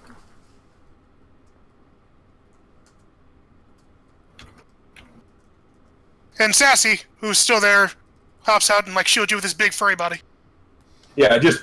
It's like, hug you. Ah! Thanks, Chi-Chi. You're cheating! And you have to answer the question still. Should I reveal the lights now? Probably should. Okay. So, Mr. Moth, who is invisible, because she's not going to make him invisible, she's going to use her psychic powers to rip open the blinds or the darkeners to put light in there. So, this light gets turned on. And inside this room, this kid is maybe 15 years old. Sitting down behind a giant keyboard, there's microphones, monitors, everything. I mean, and he's super skinny, super nerdy looking. Hold on, I have a picture here that I can use to describe him. He's in this full-on black and white suit. With a full face mask, and the anecdote just says, editor's note, Stagefright. Roll credits. No, that's his actual name. No, that's the... Yeah. And he just goes, and he just has this look of, well, you really can't tell because he's got a full mask on, but his body language is telling you that he wasn't expecting this, so he's a little taken aback. He's already mad about the question, and now he's just sort of got this look. So, Kaiser, Red Dragon just basically popped one hell of a question. Then Gigi not only had some of the giant Sasquatch monster to take the laser blasts, also the lights have now turned on in this production room. What do you do? I'm going through the production window. Okay. Into the room. And doing what? Scaring the bejeebus out of the guy for one. How? He's a kid! He's a kid. He's a kid. You're all kids. You're all Yeah. kids. I'm literally... So Kaiser launches himself, as fast as possible through the window and is just this dragon. Hi. Okay. roll to directly engage a threat. That'll be plus danger.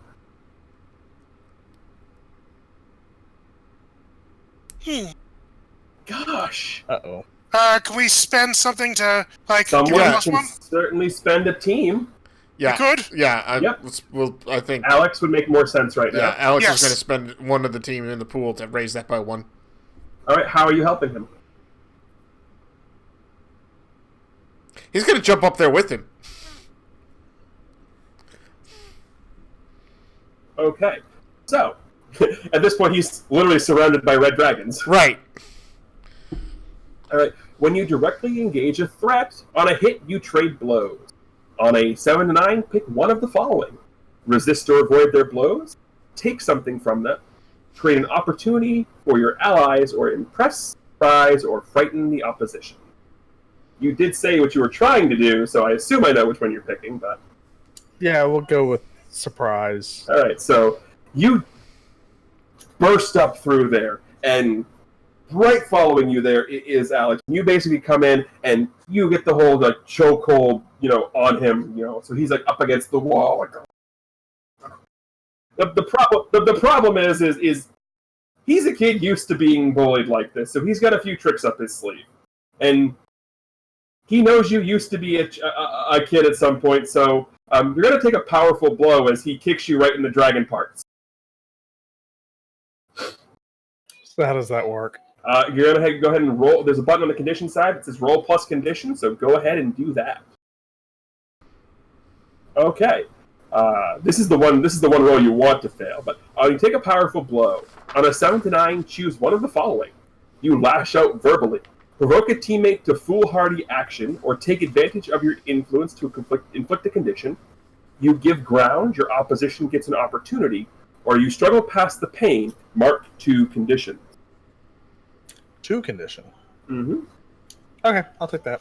Okay. So, yeah, he's scared bejesus because a giant dragon who was a boy just came in and is choking him. But he flails and literally kicks you right in the dragon parts. I'm taking angry and guilty for that. Yep. So you've still kind of got him pinned against the wall because you didn't let go of him. But you're definitely in pain. Gigi. Actually, Alex is up there. Alex, what are you doing? I think he's just gonna. He's making sure that this kid doesn't have the ability to run off. But it looks like Drake has him pretty well. So you're not doing anything? Oh no. You know what? Okay, I got it. He's gonna look at this kid and says, "You want to know who Red Dragon is?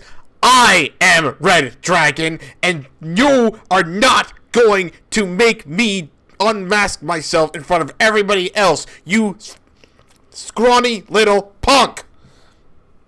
So, first thing, I'm activating my masks. Ooh. So you're switching your mask's label with danger, and this is an appropriate time to do it. Yes. Because what you just did was super dangerous. Yes. So go ahead and switch your mundane and your danger. As I'm affirming my... You're affirming you're the guy underneath, you're the mask and not the person underneath right now. Right. And you want me to roll danger then? You're definitely roll to directly engage a threat. Absolutely. Same thing. On a hit, you trade blows and choose one of those following. Does he have... Question, I guess. Does he have... never mind. I'm going to give an opportunity, actually. Okay. You sit there and you do that, and he sort of looks at you. I was told you might say that. I'm done. I'm not going to play it back, but I was told to give you a message. He just looks.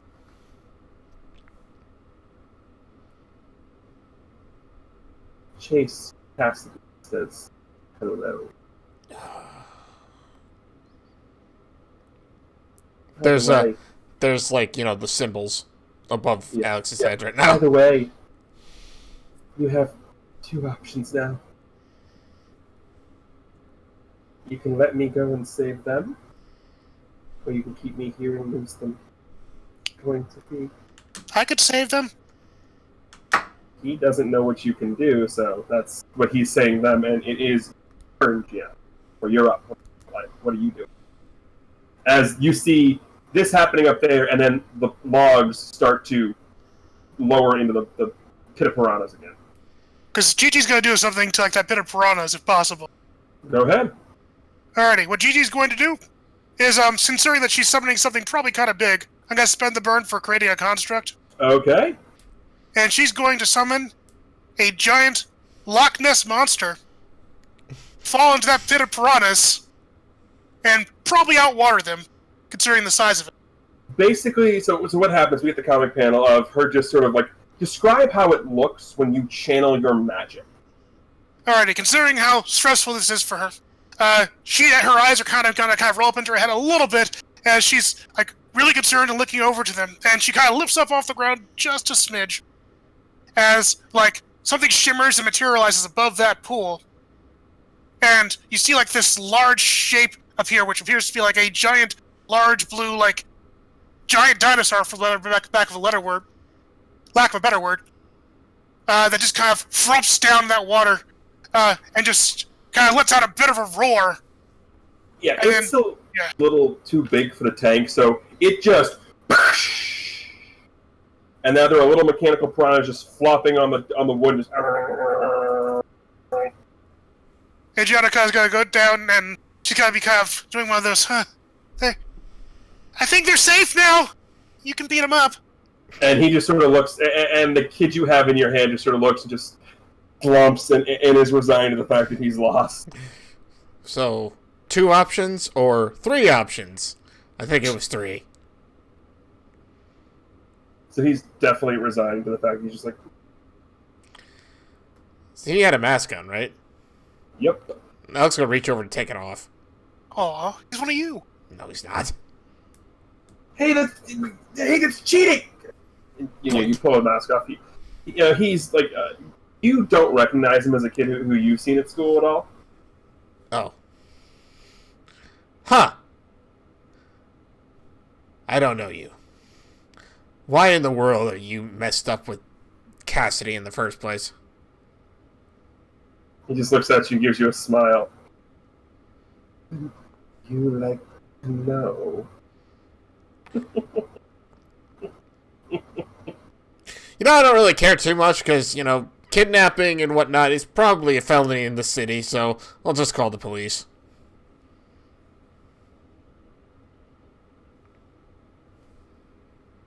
It won't last. What'd you say? It won't. Too long. There are things coming in the city you can only begin to fathom. This is just the tip, the iceberg. Whatever's coming, whatever you and that stupid Crescent Moon organization have to do with any of this, I don't care. I'm here to help protect this city, and the innocent people, from the people like you. So as long as I'm here, you're just gonna have to deal with it. Tell me one final thing. Who's that speaking to me? Is it the mask? Or the man behind? Red Dragon, lowers his helmet down, looking right at this guy. And unfortunately for him, the visor is black enough to the point he can't see inside of it. So, but he looks right down at him, and gets real close and says, "Maybe it's both. But for all you're ever gonna know, it's the mask."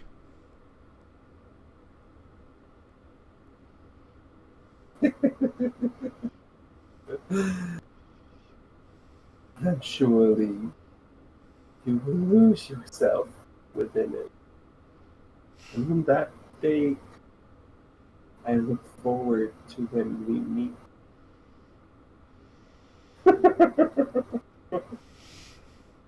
And at this point, I'm just going to assume that Kaiser just punches him out cold. Sure. As he does that, Red Dragon will be like, what is it? Dude, he's a kid, you don't... Okay, whatever. We should call the police. Oh, they've already been called at this point. Okay. So Alex... Because right, yeah, right. So Alex, like, once the guns got pointed at the audience... Okay. Yeah, so... Everything up until then, everyone thought it was an actual, just an awesome show. So wait a minute, is there an audience still there? Go find out. Like, Alex jumps out of the production booth back onto the stage. You see what appears to be a full audience. Alex looks out at them and is like, what is wrong with you people? You get no response. Alex kind of like walks out, walks out like closer to the audience. You just kind of look at them to see if like they're actually like coherent. So what you get is it's not actually an audience. The lighting was such that it looked like an audience, but it's a bunch of random like stuffed animals and dolls and toys just sitting there. I'm glad we protected them. GG, this looks like your stuff. Are they safe? Perfectly fine, I guess. There were people here. I thought. Maybe not. The only people here are the three behind you. Which Alex... Well, I assume we're being lowered down. Yeah, they lowered... Yeah, I mean, there's no longer a threat of piranhas. So Yeah. Red Dragon jumps up to the stage and starts, like, untying them. And Gigi's definitely got to be helping there. Like, trying to get some of them untied, like, trying to hide her face, especially from her dad. And she, like, doesn't want to say a word. At this point, Mrs. Krabappos is going to speak up. I suppose the thank yous are in order. Would you at all happen to know why it was us that was grabbed? Gigi's gonna shake her head. Red Dragon looks at Kerboppel and says, actually, I don't really know why he grabbed you, Miss Kerboppel. Sorry about that. She looks at you. It's Kerboppoulos? Kerboppel's right. You're not my teacher. She looks and goes, only one person calls me Kerboppoulos.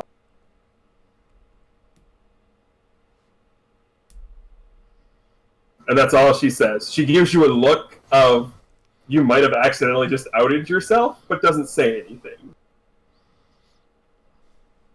Right. He nods. And he just kind of nods at her. And he actually kind of looks at her for a bit to see if she's going to say anything else. And then when she doesn't, he's like... He doesn't say anything else. He goes over to... By this point, the police have shown up. He goes over to his Uncle Ted and... Remember, Uncle Ted actually does know about this whole thing. Oh, yeah. He's been keeping quiet the whole time. He knows that. Yeah, so he kind of leans forward, whispers into Uncle Ted's ear, quiet enough so that no one else is here. Uncle Ted, it's me. I got you. Oh, I know. I've been listening the whole time. Thank you. Good question, by the way. Thanks. As he unties him and finds his walking cane or whatever. And Gigi probably is going to sneak in like a very quick, almost imperceptible hug against her dad, like, oh, thank you. But she's going to like shuffle off. I believe there is something else that needs to be taken care of because I believe you have filled the goal on Game Face. Yes! That's right! So mark potential! Because that's pretty much what the Janus does. It's a potential fuel machine. Right. I'm apparently still angry, though. Yes. Which makes sense, considering, Yes. the reveal of, oh, hey, you pissed off the news reporter. Yeah.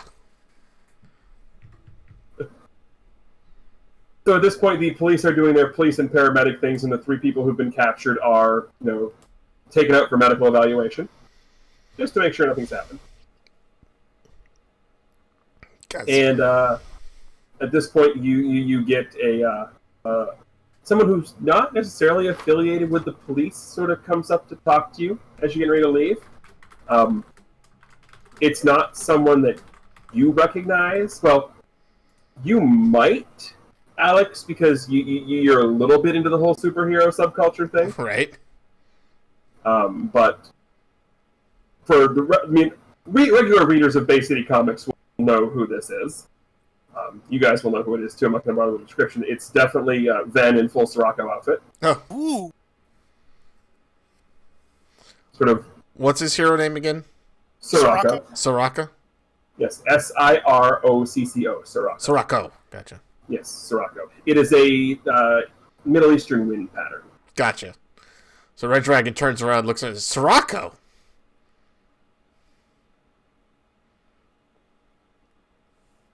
We got word that something is happening here. I decided to show up just to make sure nothing got out of hand. It looks like you guys have got most things under control here. As a Loch Ness Monster's whinnies. I don't want to know. It's actually a really interesting story. I meant about the Loch Ness Monster. That's what I meant. Yeah. The rest of it we all pretty much saw because it was all televised. It was on TV? That was... Yep. We're in the sound studio. Oh, I wonder if my dad... Oh, he probably couldn't. Your father probably saw all of it, considering where he was. Yeah. Why are you here again? Me? Just in case things got out of hand. I was around. But this is interesting. Because this is seemingly random.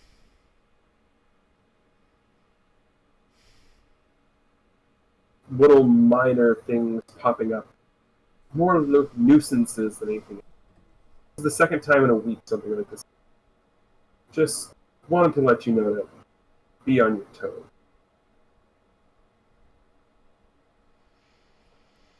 Jenna nods, and she actually looks up at Alex, and she's kind of like wondering, like, is he on board with this, or just... He's looking at him and kind of nods and says, yeah. I get people are suddenly coming after me. I'm also here for another. Oh. To extend an invitation. Oh? We have resources that you could use to help you out. So that you're not constantly being caught up. There are a few requirements. Oh, yeah? Yes. First of which being that your studies will always come first. Are you affiliated with my mother? How can I be affiliated with your mother? I don't know who you are. But based on that, you're telling me that you're neglecting me. No. Not... Okay, so this last week, but just this last week. So, just this last week, really? Mostly. A week is the beginning of a habit. How about this? Unfortunately, I'm going to have to, based off of that, retract the offer for now. Get yourself in order. Get your studies in order. Learn how to balance your life in not the mask and the responsibilities that are the mask. Hey, wait, no! Gia's actually got to step in and, like, kind of step up and, like, defend Alex a bit. No! He did a really good thing! People were in danger, and Red Dragon went and he helped them, and he saved them, and he helped all of us. You're not going to tell him that he's not doing the right thing. He likes those people a lot. He cares about them a lot. And he's a good person. Roll the comfort and support. That's got to be heard. Okay. Oh dear. Well, she's angry. So, okay. Right. That fits, actually. So, Right. mundane. Let's see how bad this works. When does my label flip back, by the way? No. It doesn't. Oh, shoot. It stays where it is right now. So that's a miss. Yeah. Wait, can we still use the one team left in the pool? There's really no way you can add a team. Okay, fair enough. I'm I'm just looking at how to use the one we've got left. That's all I'm saying. I probably can't use my last burn to supercharge my argument. But you, I mean, and this is unfortunately, you can normally spend teams selfishly, but it would make no sense to spend teams selfishly because in order to spend the team selfishly, you have to say how you're insulting your team. Right. If you're insulting your team, it doesn't make sense. Right. Yeah. Makes So sense. you're gonna go ahead and mark potential. Okay. And what's going to happen here is the weight of all the words that are being said right now is really hitting you kind of hard, Red Dragon, with Sirocco sort of telling you that, you're not doing this the right way, that you need to find a better way to balance. And then Gigi trying to come to your defense, but not quite knowing the right way of saying it, just sort of reaffirming what he's saying about there is a lot on your plate and you might not have, you might be just rushing into things without taking the best method. I want you to go ahead and take a powerful blow. As the emotion and the stress kind of gets. You guys need to stop rolling so damn well on these powerful blows. I want someone to get a 10 plus. I want someone to lose control of themselves or their powers in a terrible way. Anyway, on a 7 to 9, you choose one of the following. You lash out verbally, provoke a teammate to a foolhardy action, or take advantage of your influence to inflict a condition. You give ground, your opposition gets an opportunity, or you struggle past the pain, mark 2 condition. And this is an emotional, because, yeah. I don't suppose giving my opposition opportunity is going to do much here, would it? It might. That's be the one I would choose. Okay, what I mean is I didn't know if I could because we're not really fighting. Yes, your opposition in this case is Sirocco. Okay, Yeah. that's fine. It's an argument opportunity. Fair enough. So as you sort of hesitate, he just looks, and this is what I'm... Sometimes there's going to be pressure all sides.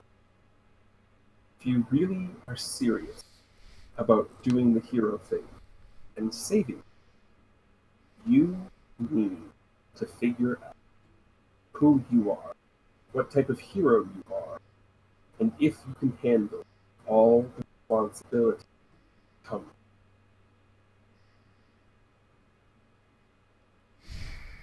If you can't, I'm not telling you that you shouldn't, but if you can't handle that responsibility, I suggest you stop for you or somebody else.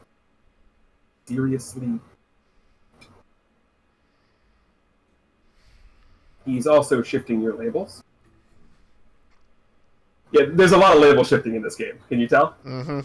He's shifting your your savior down and your mundane up. I'm gonna try to resist. Okay.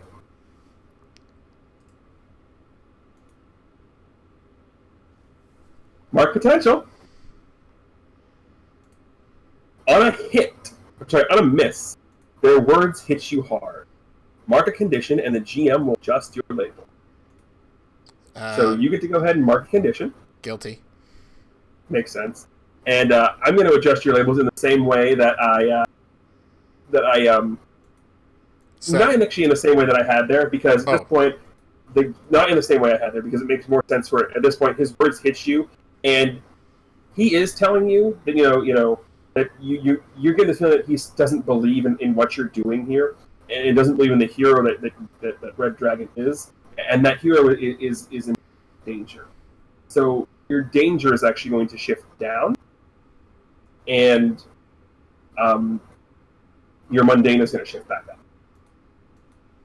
Because he's basically telling you don't have what it takes to be what you're trying to be. Don't. Funny thing about that is my danger and mundane are now equal. That's fair. Which means and he looks over at Gigi. And while I appreciate the gusto in which you immediately jump, think about things first. You have great power. Think about what would happen at a point when you would lose. I won't lose control. Friends.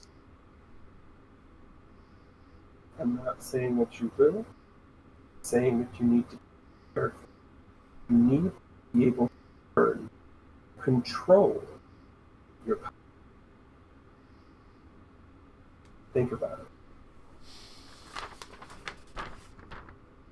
If you keep running in directly the thing without taking the time to at least have somewhat of a plan, could end up getting a lot of people hurt.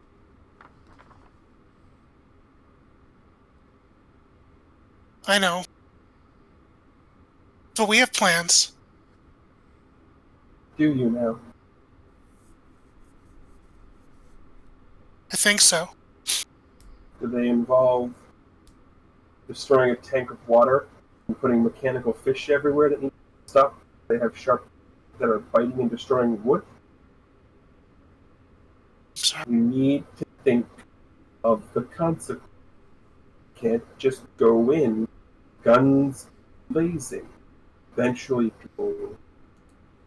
And he is shifting your danger up and your savior down.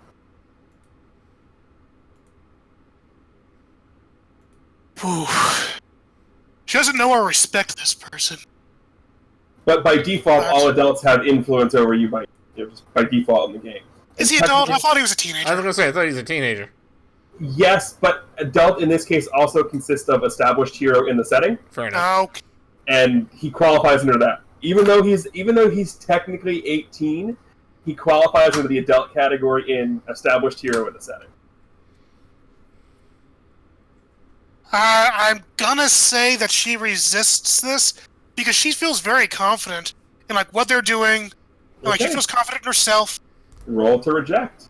and that's just the D6, right? Yeah. That's the it. Okay, so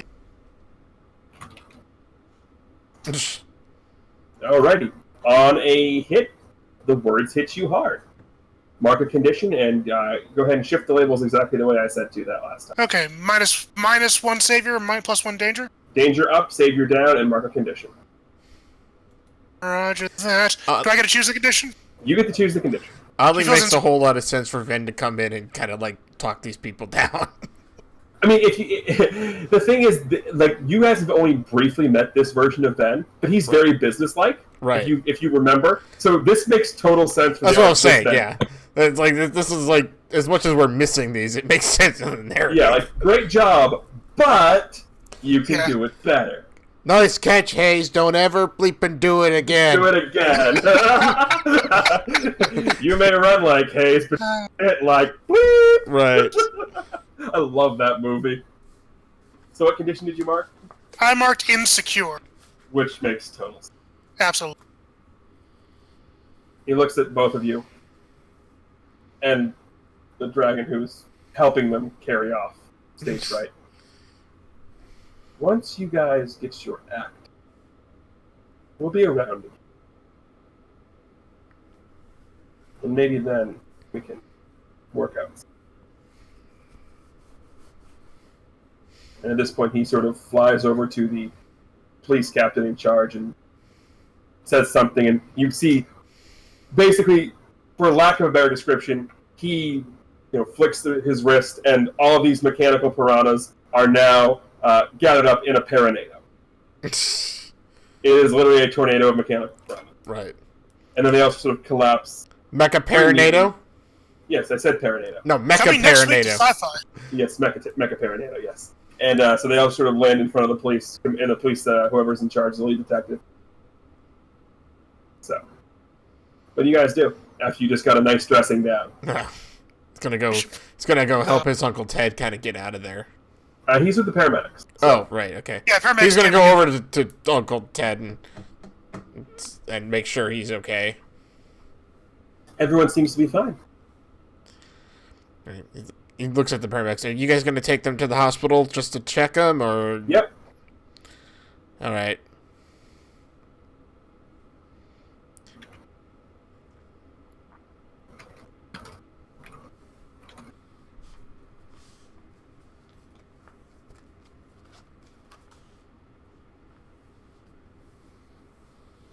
So we turn the page, and it's that same sort of black background that we saw at the end of the comic. Same voice. You just hear, well, that. And they're sort of looking at a TV, and they're watching the monitor system, and they're watching conversation that you two are having. And you hear this, well, that didn't necessarily according to plan. And the response, no, but we did get some valuable intel. We know that they're willing to be reckless. And we can use that to our advantage. Not to mention the reaction that... This is the first time. Not to mention the reaction we got when the name was mentioned. And at this point, we go to the second voice, who now we've established in the silhouette light is Chase Cassidy. Yes, that could be very interesting.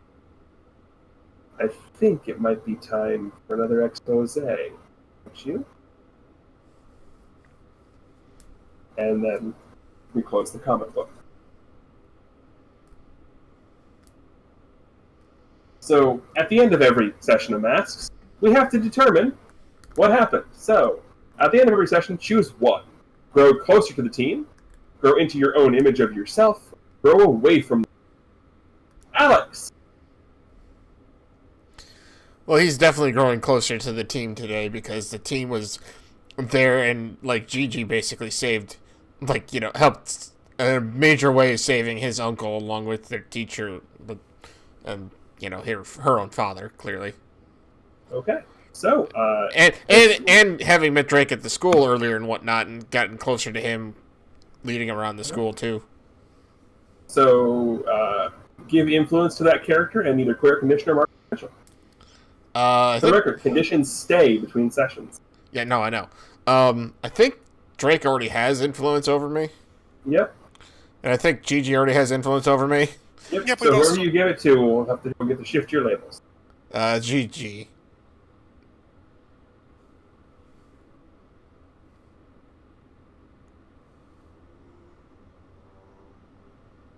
Jim? Yeah. Shift Alex's labels. Oh! I'm also going to not be angry anymore. Yeah, which is nice. So shifting his labels, I cannot lose any freak, by the way. I'm freaks at negative 2. Yeah, it's not the freak thing. It was the fact that you kind of, like, ran to danger and you fought well and you, like... But it wasn't a scary thing. I think a saver definitely would go up, because you saved... Okay, what's going down?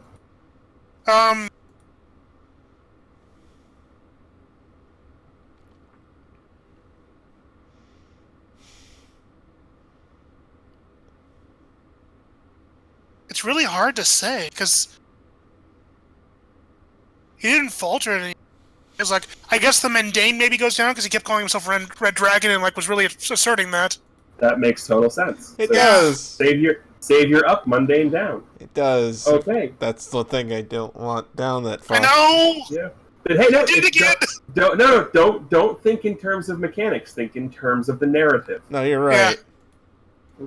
And Gianna, your end of session move. Right. Ooh, it's tough.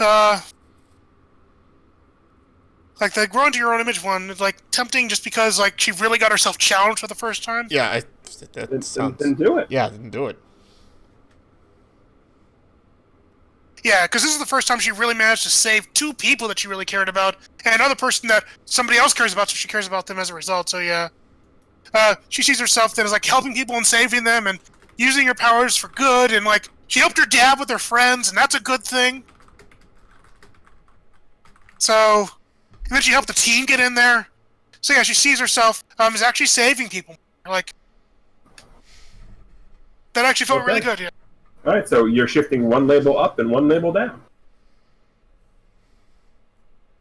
And she's probably got to shift Savior up. It did feel really bad, though, for her to be told she was dangerous. And she kind of believes it because of the piranhas, and she feels really bad about that. So she's probably going to take a negative to Superior because she didn't assess the situation. Fair enough. Okay.